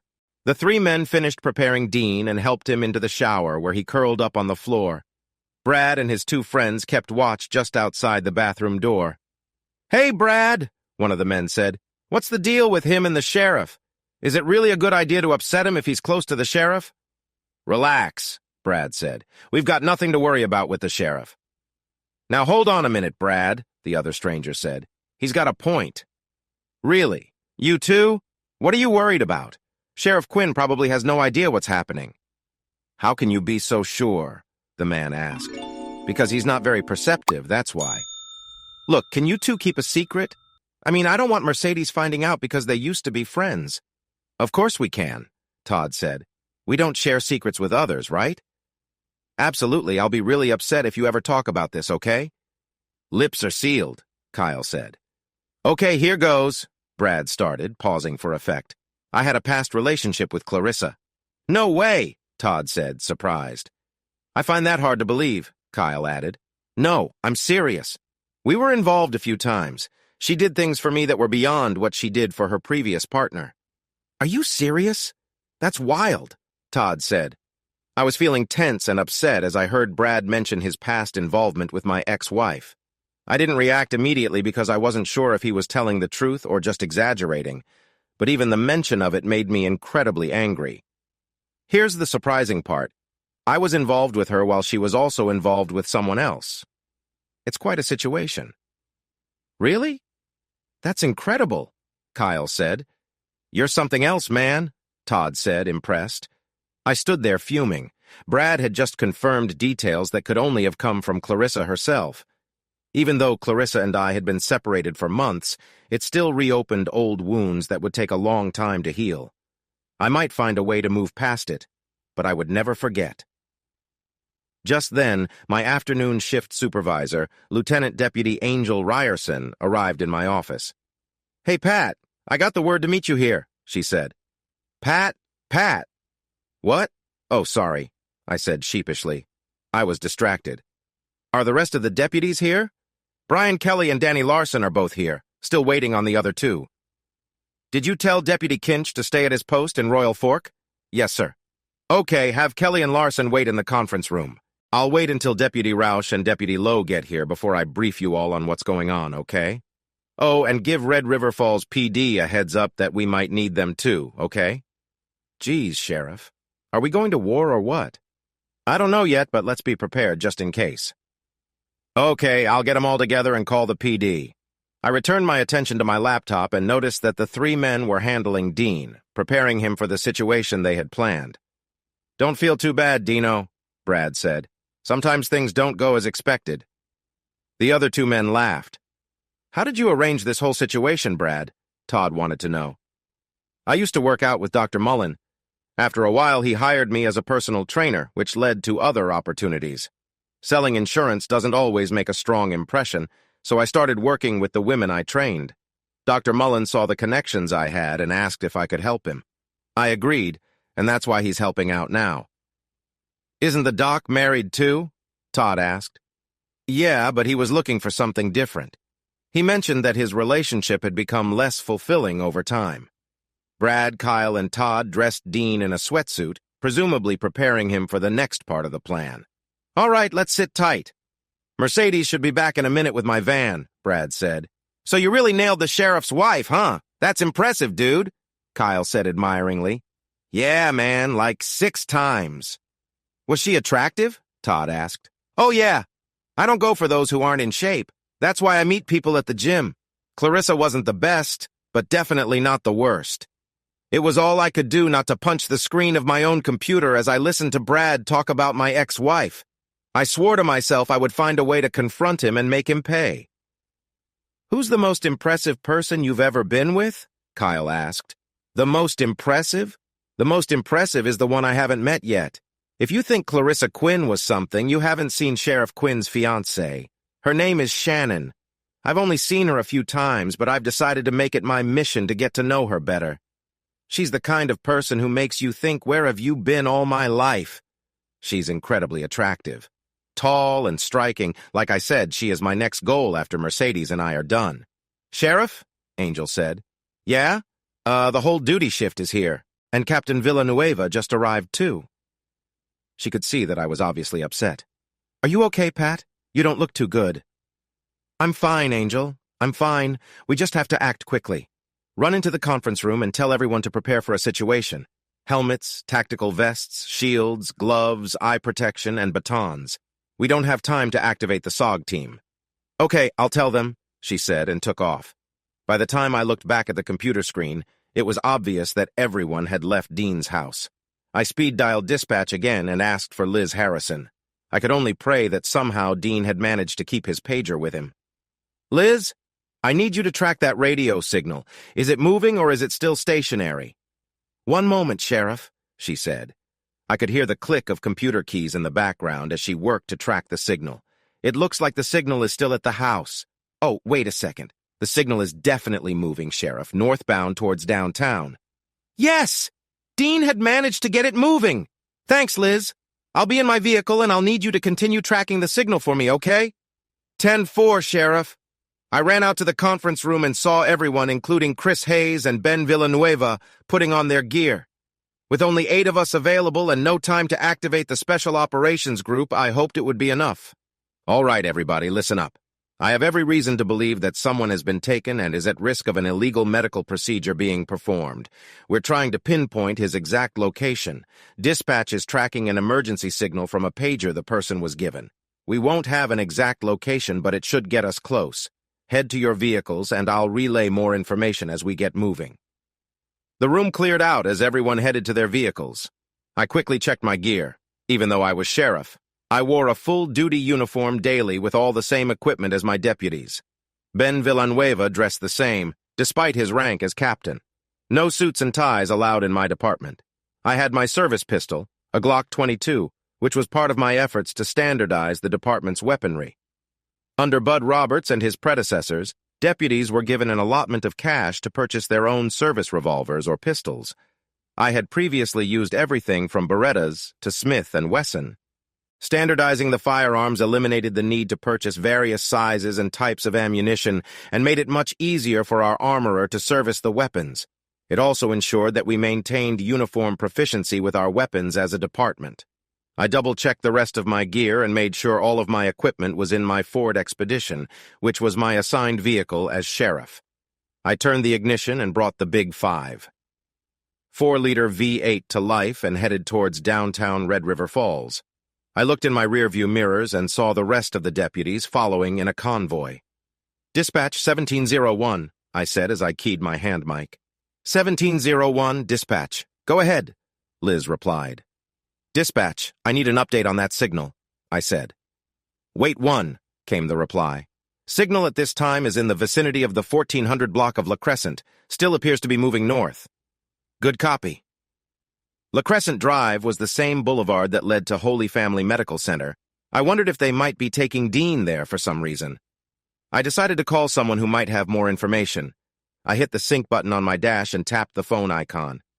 "Call Shannon's cell," I commanded the computer. Within seconds, I could hear the phone ringing on the speaker. "Hey, babe," Shannon said. I could hear the warmth in her voice. For a moment, I almost forgot the urgency of the situation. "I wish I had time for a chat, sweetheart. But I need some information. They've got Dean and they're heading somewhere. It looks like they might be going to Holy Family, but would they really do something illegal there? Oh my God, are you serious?" "Serious as a heart attack, sweetheart. Do you have any idea where something like that might be done?" "Do you know if any medical personnel are involved?" she asked. "I only have one name, a doctor, Molly or something like that." I struggled to recall the name and tried to stay calm. "Do you mean Dr. Mullen?" Shannon corrected me. "Yes, that's the name. Dr. Mullen is a general surgeon who works mostly out of the outpatient surgical center, but that place is only open during the day, and they don't perform procedures on Thursday afternoons." "Only open during the day? And no procedures on Thursday afternoon? That must be the place." "That's it, honey. It's supposed to be closed, so there won't be any official activity. You figured it out." "Oh, Patrick, I'm so worried about Dean. Will you promise to update me?" "I'll call you as soon as I can, sweetheart. I have to go now. We're almost there." "Okay. Good luck. I love you." "I love you too, Shannon." I ended the call. All units, proceed to Brimire Electric's building and prepare to stage in the parking lot."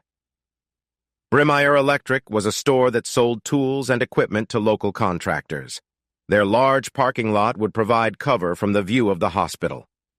The outpatient surgical center was located a short distance from the main hospital campus, which spanned several blocks. Once everyone was gathered, I shared my plan. "Okay, everyone. The outpatient surgical center is supposed to be closed and empty at this time. This is the perfect chance for this operation to be conducted discreetly. I believe a local physician, Dr. Mullen, is cooperating with those involved in this situation. The victim is a fellow county employee, Dean Strobe." "Holy cow!" Deputy Brandon Roush exclaimed. "Dr. Mullen is the doctor who treated me last year." "Really? Well, he's now part of this situation," I said, eliciting a chuckle from everyone. "Ben, I need you to head over to Holy Family and see if you can meet up with Steve Nelson. He's the head of security for the hospital. See if you can gain access to video surveillance for us." "I'm on it," Ben said as he headed for his cruiser. "As for the rest of us, we're going to divide up into 2 teams. Half of you will be with Lieutenant Hayes, and the others will be with Lieutenant Ryerson."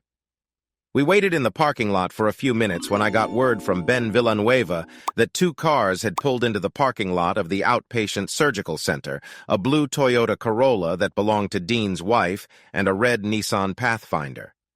All 5 subjects exited the vehicles and proceeded to the side entrance of the building. Todd and Kyle both had Dean and guided him into the building. My cell phone buzzed. "This is Quinn." "Pat, this is Ben. I'm here with Steve Nelson. I've got eyes on the outside of the surgical center, but there is a separate security office in the building itself that monitors the internal cameras. Can Steve send someone over there to get eyes on for us, preferably without being noticed by those inside?" "That's the problem, Pat.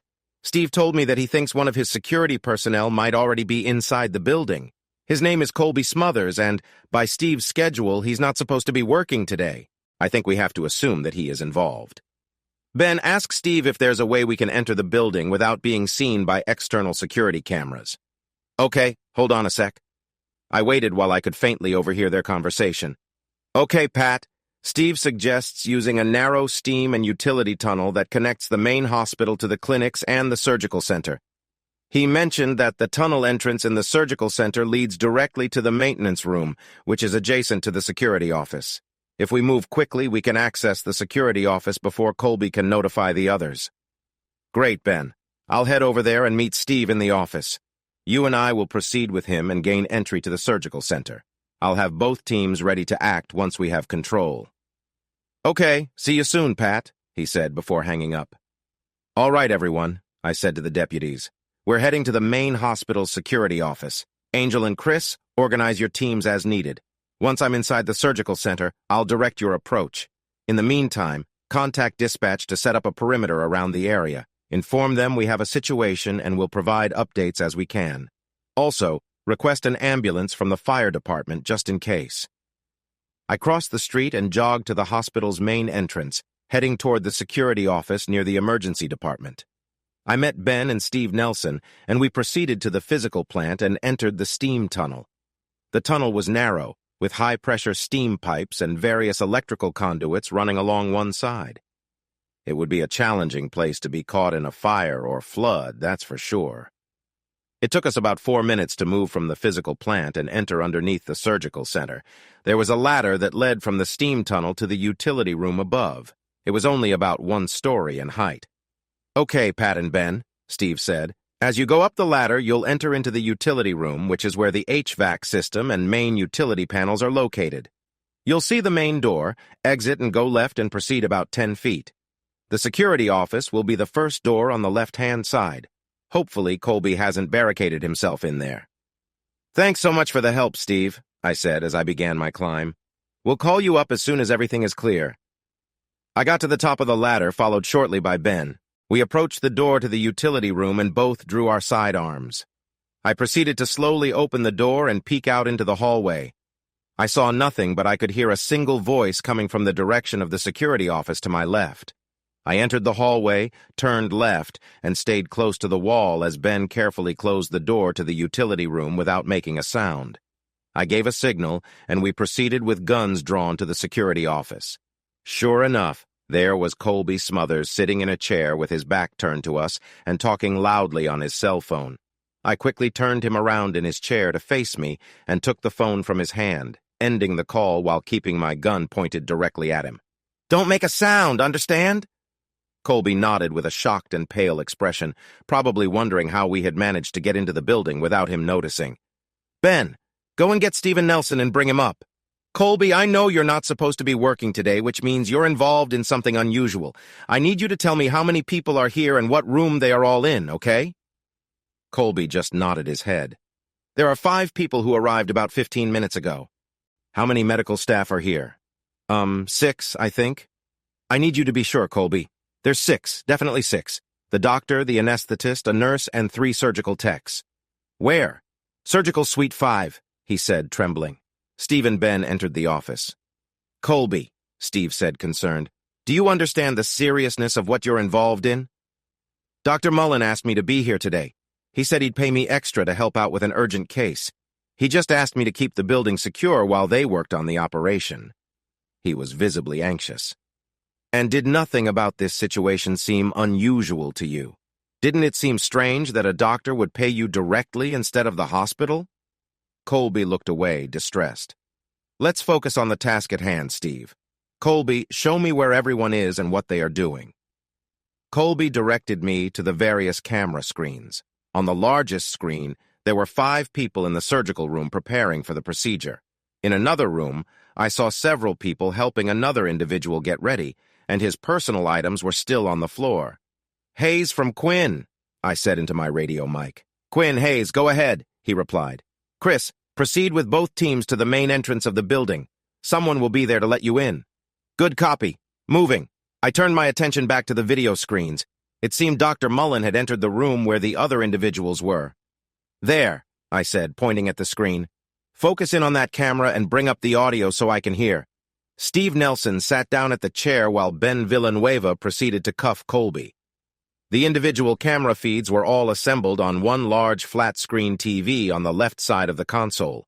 The security officer could bring up any camera he wanted to onto a large flat screen on the right side of the console to get a better view. Steve Nelson also brought up the audio as Dr. Mullen spoke to Mercedes and Brad. "Just to head off any last-minute jitters, you two, I'm going to ask you both one last time. Are you sure you want to go through with this?" Dr. Mullen asked. "Absolutely," Mercedes said as Brad nodded. This has been a long-time goal of ours. I can't thank you enough, Dr. Mullen, for helping us achieve this. This is very important to us. I can tell you both are committed to this. I want to reiterate that I have prepared detailed documentation that makes this whole situation look like a necessary procedure for a medical condition. If anyone from the hospital reviews it, they will see what appears to be thorough documentation and medical records justifying the procedure. We appreciate everything, Mercedes assured him. We all know exactly what to say and what to do from here on out. Dean trusts me completely and thinks I care deeply for him, so I'm confident he'll cooperate fully. Besides, he won't want the embarrassment of people knowing about the situation. A real man wouldn't, the doctor agreed. Maybe there's some small part of dignity left in Dean after all. There better not be, Mercedes warned. This procedure needs to ensure that Dean understands his role as we intend. He should clearly recognize his place in our lives after this is over. I think I may have an idea of how you can achieve the complete control over Dean that you desire, Dr. Mullen suggested. How's that? Brad asked. What if I were to tell you I could make it so that Dean would be fully aware of the procedure as it happens? What if he would experience the sensations of the procedure but be unable to intervene? Jesus, Brad said, sounding genuinely concerned. I don't know about that. We wanted this done professionally, you know? Mercedes wasn't fazed. Tell me more, she insisted. Well, anesthesia usually involves several components, Dr. Mullen explained. One drug induces sleep, another paralyzes the body, and additional drugs relieve pain and cause memory loss. I could instruct my anesthetist to administer only the drugs that induce sleep and paralysis. Dean would be unconscious, but would retain full sensation. He wouldn't remember the details afterward, but he would be deeply unsettled by the experience. He would seek reassurance and compliance from you. He'll be eager to follow your instructions to feel secure. Jesus Christ, I whispered as I listened to their plan. Do I understand this correctly, Sheriff? Steve asked. These individuals are planning an unauthorized medical procedure? That's correct, Steve. Oh, sweet Mary, Mother of God. He looked behind him where Colby Smothers was cuffed and cowering in the corner. Colby, you're fired for this! My radio crackled. Sheriff, this is Hayes. We're at the front entrance. Copy, I replied. Ben, can you let those guys in? Got it, he said. He returned shortly with all of the deputies and 2 firefighter paramedics from the Red River Falls Fire Department that I had requested in case they were needed. Steve and I listened to the audio from the video screen as Mercedes confirmed to Dr. Mullen that she was ready to proceed with the planned procedure. I've seen a lot in over 15 years of law enforcement, but until today, I had never really seen such an intense situation. Mercedes Strobe, as striking as she was physically, was also displaying a side of cruelty that was unexpected. Chris Hayes, Angel Ryerson, and the rest of the deputies had gathered in the small security space. It was evident from the screen that they believed Colby had the building secure. We waited for about 15 more minutes as the team continued preparing the room. Soon, Dean arrived in the surgical room wearing basic attire and being escorted by Brad, Mercedes, Todd, and Kyle, who were all in surgical scrubs. They positioned Dean on the surgical table, and his arms were secured with straps to prevent sudden movements during the procedure. The anesthetist placed a mask over Dean's face and began counting backwards from 10. By the time she reached 5, Dean was already asleep. Okay, everyone. Medics, you two stay here for now. Chris, you take your team down the left side of the hallway, and Angel, you take your team down the right side. Ben, you have command of the assault. Get back there and form 2 stacks on either side of the door to surgical room 5. Stand by for my order to breach and then execute once I give it. The 2 teams of deputies quickly moved down the hallway and through the double doors that led from the office and business areas of the surgical center and towards the operating rooms themselves. I returned my attention to the main screen. All right, everyone, let's proceed, Dr. Mullen ordered. Wait a minute, the anesthetist shouted. I haven't finished administering all of my medications yet. I still need to complete some procedures to ensure proper sedation. Don't worry about all of that. But doctor, if I don't, the patient will be uncomfortable. That's none of your business, Florence. He's been given adequate anesthesia. The patient will be just fine. Doctor, my God, you can't make me do this! Damn it, Florence, you will do what I tell you to do. Now get ready, everyone. We're starting the procedure. Nurse Kimmel, finish preparing the patient and ensure the area is properly sanitized. The surgical nurse stood there, looking back and forth between Dr. Mullen and the anesthetist. Angie! Dr. Mullen snapped. Did you hear what I said? She jumped and said, Yes, doctor. She took a large gauze sponge and began preparing the surgical site. This was as far as I was willing to let it go. Just as Dr. Mullen reached to his right and grabbed a large scalpel, I punched the button on my lapel microphone and shouted, All personnel, go for breach! Now! Now! Now! The door to the surgical room was never locked. Chris, Angel, and their teams immediately entered the surgical room, with Chris's team securing the left sector and Angel's team securing the right. Mason County Sheriff's Department, Ben Villanueva announced. Please get on the floor and keep your hands visible. The females in the room began to react with alarm.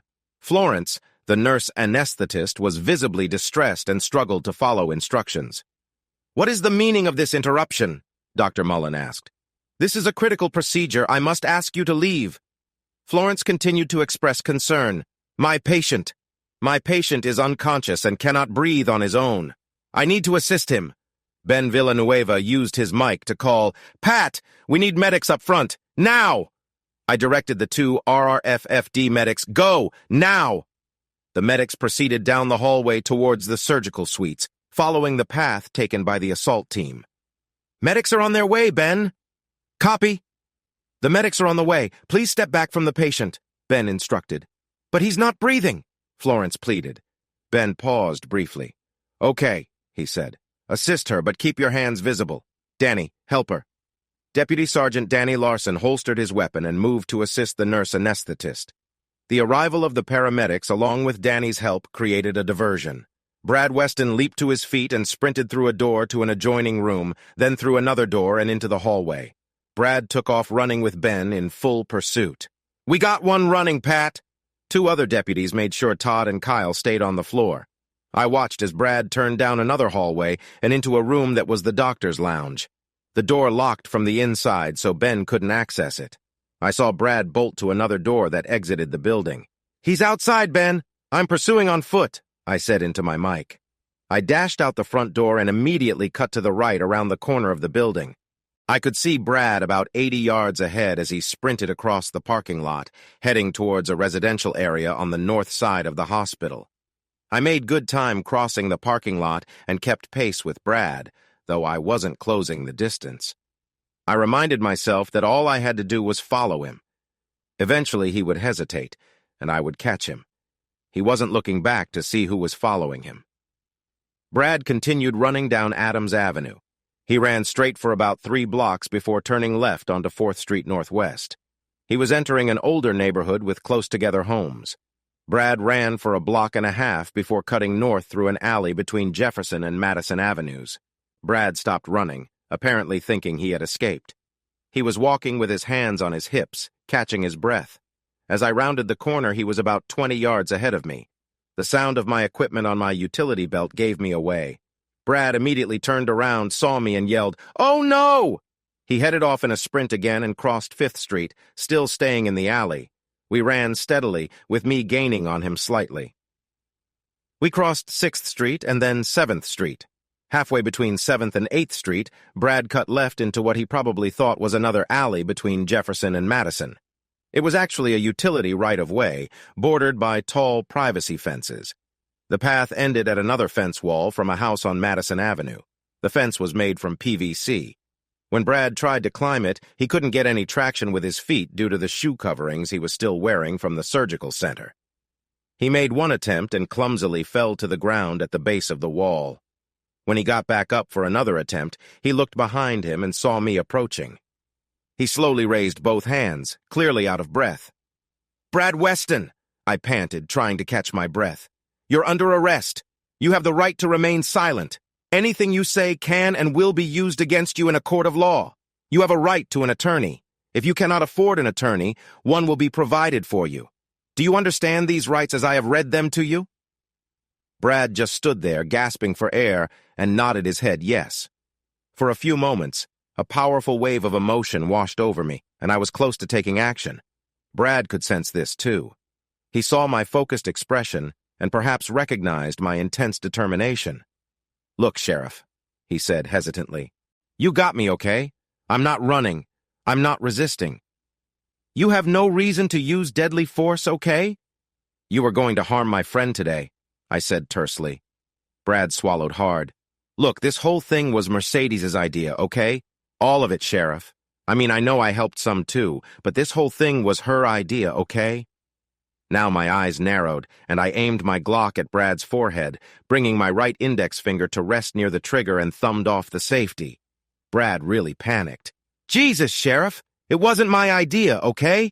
Dean Strobe isn't worth this, okay? I admit we were going to do something drastic, but that isn't the same as killing someone, okay? I'll tell you what you want to know. Sheriff, are you listening to me?"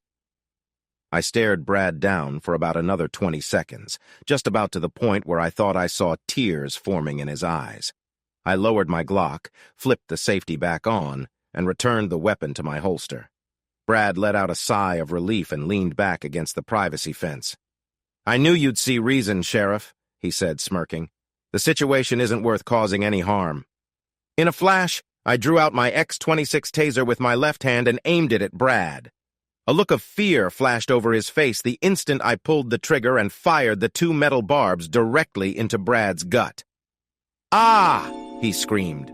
The X-26 delivered a burst of electricity into Brad, disrupting his movements and reducing him to a distressed state. "This first burst, Brad, was for Dean Strobe," I said tauntingly. Brad lay there moaning.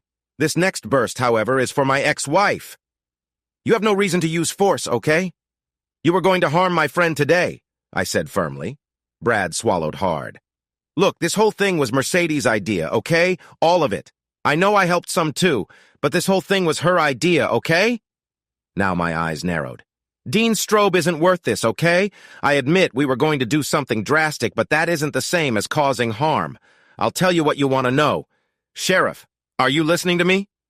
I stared Brad down for a moment before lowering my stance and putting my weapon away. Brad let out a sigh of relief. "I knew you'd see reason, Sheriff. The situation isn't worth causing any harm." In a flash, I pulled out my taser and aimed it at Brad. A look of fear flashed over his face as I activated the device. Brad recoiled from the shock, visibly distressed. "This first action was for Dean Strobe," I said. Brad lay there, groaning. "This next action is to make sure you stay away from my fiancée, Shannon." It took 15 minutes to get back to the surgical center. People had come out of their homes, slowed down in their cars, or stopped walking long enough to watch me march Brad back to where we started. Needless to say, he was quite upset and embarrassed. "Holy cow! There you are, Pat," Ben said, greeting me.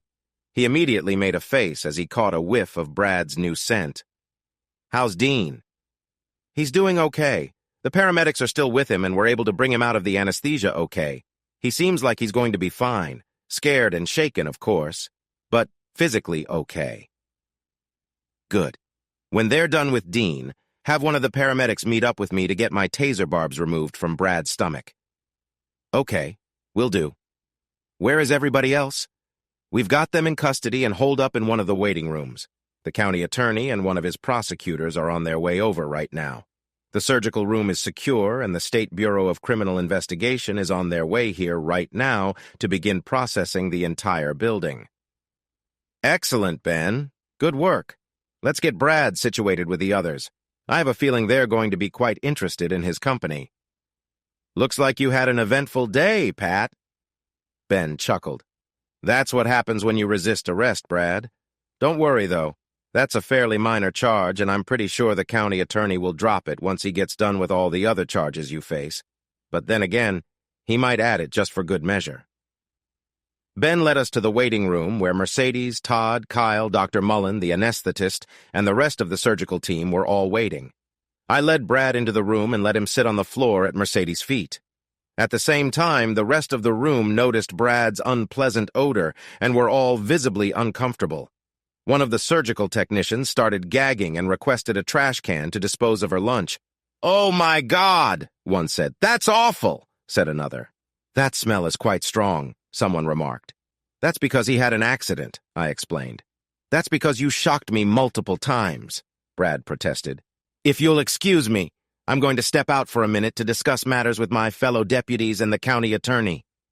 The others looked uncomfortable being in the room with an unpleasant Brad Weston, but they were handcuffed and restrained with no option to leave. Outside, I was met by Marion Lawson, who had arrived with Jillian Hackensack, one of his prosecutors. "You want to tell me what happened here, Pat?" Marion asked. I gave Marion a summary of the events. He was surprised by the initial explanation until I mentioned that we had hours of video and audio evidence collected from Dean's house and the surgical center itself. Marion shook his head as he considered the significant case of assault and kidnapping, knowing that the charges would extend beyond this. It was a major case likely to make national headlines. "How is it that you always seem to find yourself in these situations, Quinn?" "I guess I just have a magnetic personality, Marion. By the way, I'm still open to Peggy Jean's dinner invite." "You'll be waiting a long time for that, Quinn. I'm Irish, you know. Does Peggy Jean make a decent corned beef?" "Peggy Jean makes many things well, but not for you. Can we return to the case now?" Marion said, a hint of amusement in his voice. Marion Lawson's wife had invited me to dinner some time ago, and I enjoyed reminding Marion about it, especially because of his strained relationship with his wife. "The case is pretty well set, Marion. About all you and your staff have to do is review the recordings and interview the suspects. It shouldn't be too difficult to get one or two of them to cooperate." "Do you know for a fact that everyone involved is actually implicated, Pat?" "I know for sure that Mercedes Strobe, Brad Weston, Todd Andrews, Kyle Weber, and Dr. Chet Mullen are all involved. What we heard on the audio and video feed suggests that the nurse anesthetist may be involved or possibly coerced, and the surgical nurse might also be implicated. It seems like the surgical room technicians were brought in just to assist." "Okay. Have you informed any of them about their charges yet?" "Not yet. When I arrested Brad Weston, I told him he would be charged with assault and kidnapping. That's as far as I went." "All right. I'll have a clearer picture of what they're facing after reviewing everything. Bring all the materials to my office first thing tomorrow." "I assume you'll be here for a while longer?" "Yes. The team from BCI will be here in about 45 minutes. The place is on lockdown for now, and Dean Strobe's house is officially a crime scene as well." "Fine. You handle it from here, Quinn. I'll see you in the morning." Marion and his attaché left, and I decided to check in with the people in the waiting room. I planned to dismiss the 3 surgical techs and probably the surgical nurse. I retrieved a surgical mask and applied a dab of Vicks Vapo Rub across my upper lip before entering the waiting room. "Hello again, everyone." I tried to sound pleasant and upbeat, despite the fact that the surgical mask covered most of my face. I pulled up a chair, turned it around, and sat down in it backwards, leaning against the backrest as I looked at everyone. "Okay. You, and you," I said, pointing to the 3 surgical techs, "are all free to go right now. Seriously, you're all free to leave. You're not being charged with anything." The 3 techs looked at each other, and a wave of relief spread across their faces. "Come on over here and I'll unlock your cuffs." The 3 techs eagerly approached, and I unlocked their handcuffs and ankle cuffs. They made a quick exit from the waiting room. "Angie Kimmel?" "Yes, that's me," the surgical nurse said. "How did you get assigned to this surgery today?" "Dr. Mullen called me at 3 o'clock this afternoon and told me he had an emergency procedure. I'm the surgical nurse on call today. That's all I know, Sheriff, I swear." "Okay. That's all I needed to hear. Come on over here and I'll uncuff you too." Once she was gone, I sat there and looked at Dr. Mullen, Mercedes, Brad, Todd, Kyle, and Florence Jackson, the nurse anesthetist. One by one, I pointed at each of them and said, "You're going to be detained, you're going to be detained, you're going to be detained, you're going to be detained, you're going to be detained, and you, Dr. Mullen, are definitely going to be detained. I'm not going anywhere until I've spoken to my attorney, Sheriff Quinn. I will make sure your actions are reviewed thoroughly. All you've done today is jeopardize a man's well-being. I have medical documentation to support Mr. Strobe's condition." "Yeah, I know. I heard you discussing that on the security camera when you were talking with Mercedes and Brad." That seemed to get the doctor's attention. "I want to see my husband," Mercedes demanded. "Absolutely not," I replied. "You can't keep me from my husband." "Actually, under state law, I do have the authority to initiate an order of protection if there's an immediate concern for his health and safety." "I'm not a threat to my husband. I need to see him now." Mercedes, you and your associates attempted a procedure on your husband against his will. That constitutes a serious threat to his health and safety. You don't know anything, Sheriff. You don't know anything about Dean and me. You think this was a setup, but it wasn't. Dean wanted to do something for us. He was trying to make me happy. I don't want to go to jail. Well, Mercedes, you might not face the same consequences as the others. Typically, women receive more leniency in sentencing compared to men. Sheriff, I need to see my husband now. He'll explain everything. Mercedes, please calm down, Dr. Mullen said. Let's keep quiet until my lawyer arrives. We need to handle this properly. Dr. Mullen is right, Brad agreed. Let's remember our previous discussion. But I need to see my husband. Mercedes, please calm down, Dr. Mullen said again. We'll address everything once my lawyer is here. I looked over at the nurse anesthetist, Florence Jackson. Miss Jackson, do you have anything to add? She looked at me with a troubled expression and slightly shook her head. Shut up, Florence, Mullen warned. As I said, I've got this handled. My lawyer will be representing all of us. Now, will everyone please be quiet? I got up and sat down next to Florence. Miss Jackson, if you have something to say, I suggest you do so now. Otherwise, you might face additional charges along with the others. Florence began to cry.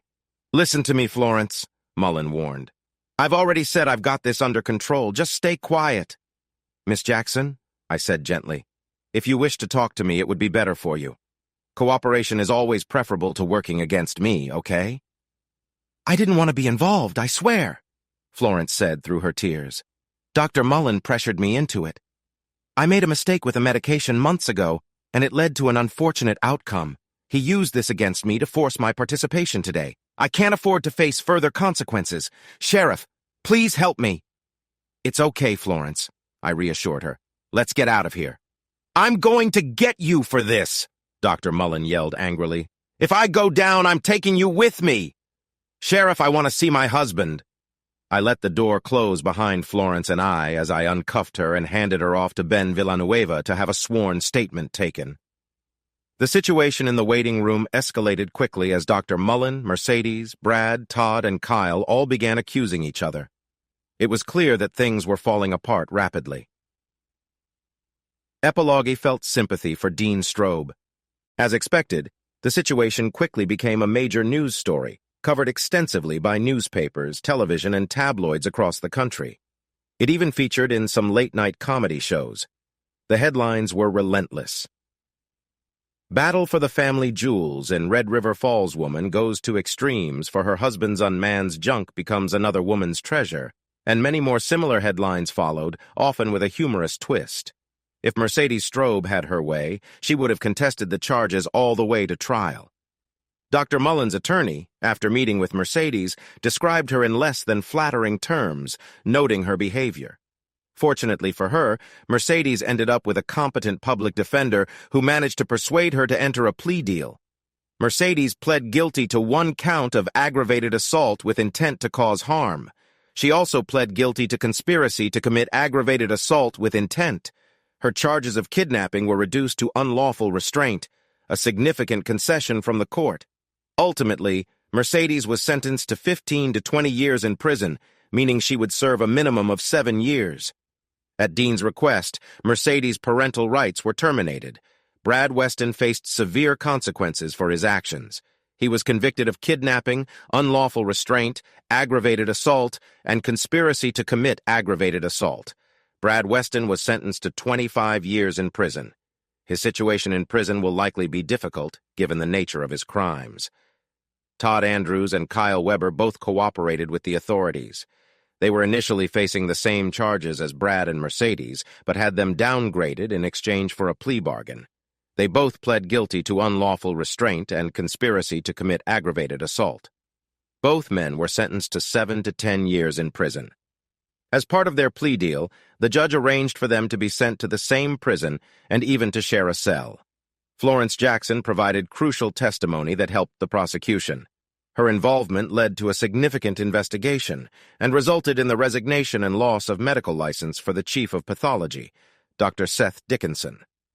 Although he did not face criminal charges due to procedural issues, his career was effectively ended. Marion Lawson's handling of the case was a key factor in this outcome. Florence Jackson's license as a certified registered nurse anesthetist was placed on probation for 2 years. During this period, she would need to complete additional training to ensure such mistakes do not occur again. Many of her colleagues were surprised that she was able to retain her license. She quietly resigned from Holy Family Medical Center and took a position as a roving anesthetist serving numerous community hospitals in rural northern Minnesota near the Iron Range. Dr. Chesterton Chet Mullen faced serious legal consequences for his actions. He was found guilty of aggravated assault, conspiracy to commit aggravated assault, and unlawful restraint. Additionally, because the illegal operation on Dean Strobe involved sensitive areas, Mullen was also found guilty of sexual battery and indecent assault, ensuring that he would be listed on the sex offender registry and would never be allowed to practice medicine again. Dean Strobe continued in his position for about another 3 months, just long enough for Mercedes to be sentenced. He knew that staying in the area would be difficult, as the reminders of his past would be ever present. Dean decided to move west with his children for a fresh start. As part of Mercedes's plea deal, Dean was granted an uncontested divorce. He sold or gave away nearly all of his possessions, keeping only pictures and mementos special to his kids. He wanted nothing to remind him of his past life. On the day they were preparing to leave, I visited Dean. His Subaru Outback was packed, and he had a small, towable U-Haul trailer ready for the remaining household goods. "Looks like you're all packed and ready to go," I said as I walked up to the front yard. "Pat, my gosh, what a surprise!" Dean and I shook hands. It was amazing to see the change in his demeanor and personality. He seemed more outgoing, personable, and confident, although the emotional scars were still evident. "I just wanted to come out personally and say goodbye and to thank you for all your hard work for us, Dean." "Psh, I'm the one who should be thanking you, Pat. I wouldn't be doing this right now if it wasn't for you, and I mean that in a good way." "I know you do, Dean. I'm just glad that everything turned out for the best." Me too, me too." "How are the kids doing, Dean?" "They're doing as well as they can be, Pat. I can only imagine how they're feeling. They're adjusting day by day. Their mother left a significant impact on them.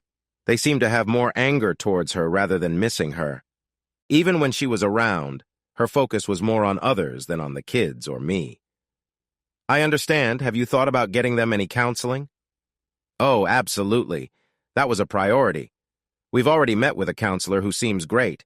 Both Brandon and Bryn have responded well to her. I see positive changes and look forward to them regaining a sense of normalcy." "That sounds great. Gosh, I don't even know where you guys are moving to." "We're moving to Boulder, Colorado." "Wow! I bet the scenery is amazing." "It is, Pat. We're starting with a 3-bedroom condo. Our front deck faces west, and we have a stunning view of the Rockies. I'm jealous already. What are you going to be doing out there?" Dean chuckled. "Well, Pat, you might find it surprising." "Try me," I said. "I'm going to be working in IT for a company called Rocky Mountain Herbaceuticals." "What exactly do they do?" "They grow and own a recreational business." "You've got to be kidding! Oh my God, that's impressive!" "They've had significant growth since they started, and they're looking to expand. If you're interested, they're looking for a chief of security, Pat. I could put in a good word for you." "I'm pretty comfortable where I'm at, Dean," I chuckled. "But in all seriousness, I truly hope this new start works out well for you and your family. You all deserve it in the best way possible." "Thanks, Pat. That means a lot. I'll never forget what you did for me." "I just did my job, Dean. You and I know it was much more than that. Take care, Pat. Come see us out there sometime when we get settled in a permanent place." "I'll do that, Dean." We shook hands, held it, and then brought it in for a warm embrace. Dean was more than just a coworker. He was a friend, and I was going to miss my friend. My relationship with Clarissa, which had seemed to be improving and heading towards a better understanding, took a downturn again after I learned about her and Brad Weston. I made every effort not to bring it up and start an argument, but I didn't exactly hide the fact that my feelings towards her had changed. It all came to a head one afternoon that summer when I picked up Nick and Jake from Clarissa's place after the boys had spent a week with Clarissa, Caroline, and Martin at their lake house near Osakis, Minnesota. My interactions with her had become increasingly brief and formal. I said nothing offensive but was not overly friendly either. Boys, can you do me a favor and wait in your dad's truck while he and I talk for a few moments? Nick and Jake exchanged a here we go again look and did as they were asked. Patrick, is there something bothering you?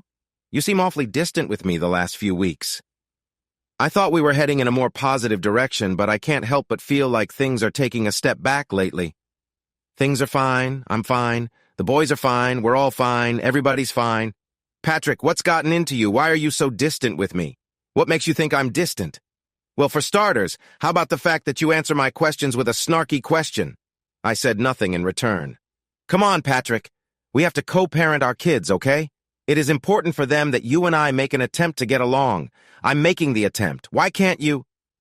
I looked away, shaking my head. I really don't think you want to get into this, Clarissa. I think it's important that we just let things be as they are. Let's face it, this is the dynamic we have. Nothing is going to change that. Patrick, for goodness sake! The last few months have been better.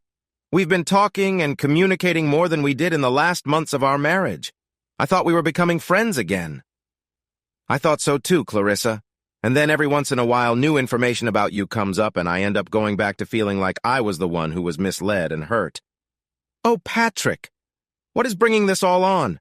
I've already apologized for the past issues. Why can't you move past that? I have worked past some of it. What I haven't worked past is the most recent information I've learned. Clarissa gasped, and tears of regret immediately started streaking down her face. Oh, Patrick, what did you hear? I heard that there were more issues beyond what I knew before. Does that sound about right? Who did you hear that from, Patrick? What does it matter now? It's just one more piece in the puzzle. I just wonder how many more revelations are going to come my way. How many more issues are there that I don't know about? How many more people out there are laughing at me behind my back? Clarissa was sobbing now. Please, Patrick, let me explain. I beg you. What is there to explain? That there is a possibility of more distressing news? Huh? How do you think that makes me feel? How do you think that would make our kids feel if they had to hear about it? Oh God, Patrick, I am so sorry. Well, I'm sorry too, Clarissa. But sorry just doesn't seem to be enough anymore. It's amazing that I can look at you and feel like I'm seeing someone completely different from the person I thought I knew. Patrick, I am so sorry. Please let me try and explain, she begged, sobbing. I got right up in her face. You want to explain? Go ahead. Explain. What reason could there possibly be for the situation we are in? Clarissa said nothing, just sobbed. Nothing? You have nothing to say? Yeah, that's what I figured. I turned and headed back towards my truck and the boys. I resented you. I stopped and turned around. I resented you, Patrick. I walked back towards her. Resented me? For what? For being you, Patrick, she sobbed. I resented you for being you. We lived in a small starter home in Red River Falls when you were on the police department. I had to push for us to move to the country, but you weren't really committed to it. You seemed comfortable where you were and could have been happy staying there. I wanted so much for us, Patrick, but I never felt like you wanted it as much as I did. That's how I got involved with Bud, so you could finally get on the sheriff's department and we could move to our acreage. I was impressed by Bud Roberts' drive and ambition, and I wished I could see more of that in you too. I always hoped you could achieve more than you did, Patrick. Why wasn't I enough for you the way I was? I don't know. It wasn't about you not being good enough. It was more about wanting you to be more ambitious. Bud introduced me to important people in the community, and I felt a sense of importance when I was with them. I just wanted you to be more ambitious and to achieve more. Then what about Brad Weston? Brad Weston was just a fleeting attraction. I was curious and pursued him because I could. It wasn't serious. It was more about proving a point. Bud Roberts was the significant person in my life at that time because he was influential. I felt like I had power and drive because of my association with him. My heart was breaking. I stood there for a moment before answering. All I ever wanted for us, Clarissa, was to be a good husband and father. My own father was so focused on his career that he was rarely present for us. All I ever wanted was the family I never had growing up. I'm sorry, Patrick. I felt like you could have achieved more. Your father and your sister's husband are successful, and I believed you had the potential to be successful too. You settled for being just a cop, and I started to hate you for that." I stood there for a few moments, absorbing her words. Clarissa had stopped crying and seemed to have gained some resolve and confidence. She suddenly reverted to the person I knew at the end of our marriage. And then I started to chuckle, which turned into laughter. Soon I was laughing so hard my sides hurt. "What's so funny, Patrick?" "You," I said, trying to regain my composure. "You are what's so funny. Don't you see? The whole situation is so ironic it's hilarious. I was content being the man I wanted to be, a good husband, father, and provider. That wasn't good enough for you, so you sought different people in your life. And now, in an ironic twist, I've become the man you always wanted me to be. But I have absolutely zero desire to be a part of your life. Isn't that ironic?" I burst out laughing again as Clarissa began to cry from a new wave of shame. "Please, Patrick, you have to believe that I'm not that same person anymore. That's who I was then, not who I am now." "Oh, come on, Clarissa. For a moment there, I saw a glimpse of who you were. It's still a part of you, whether you admit it or not. And besides, why should you care now?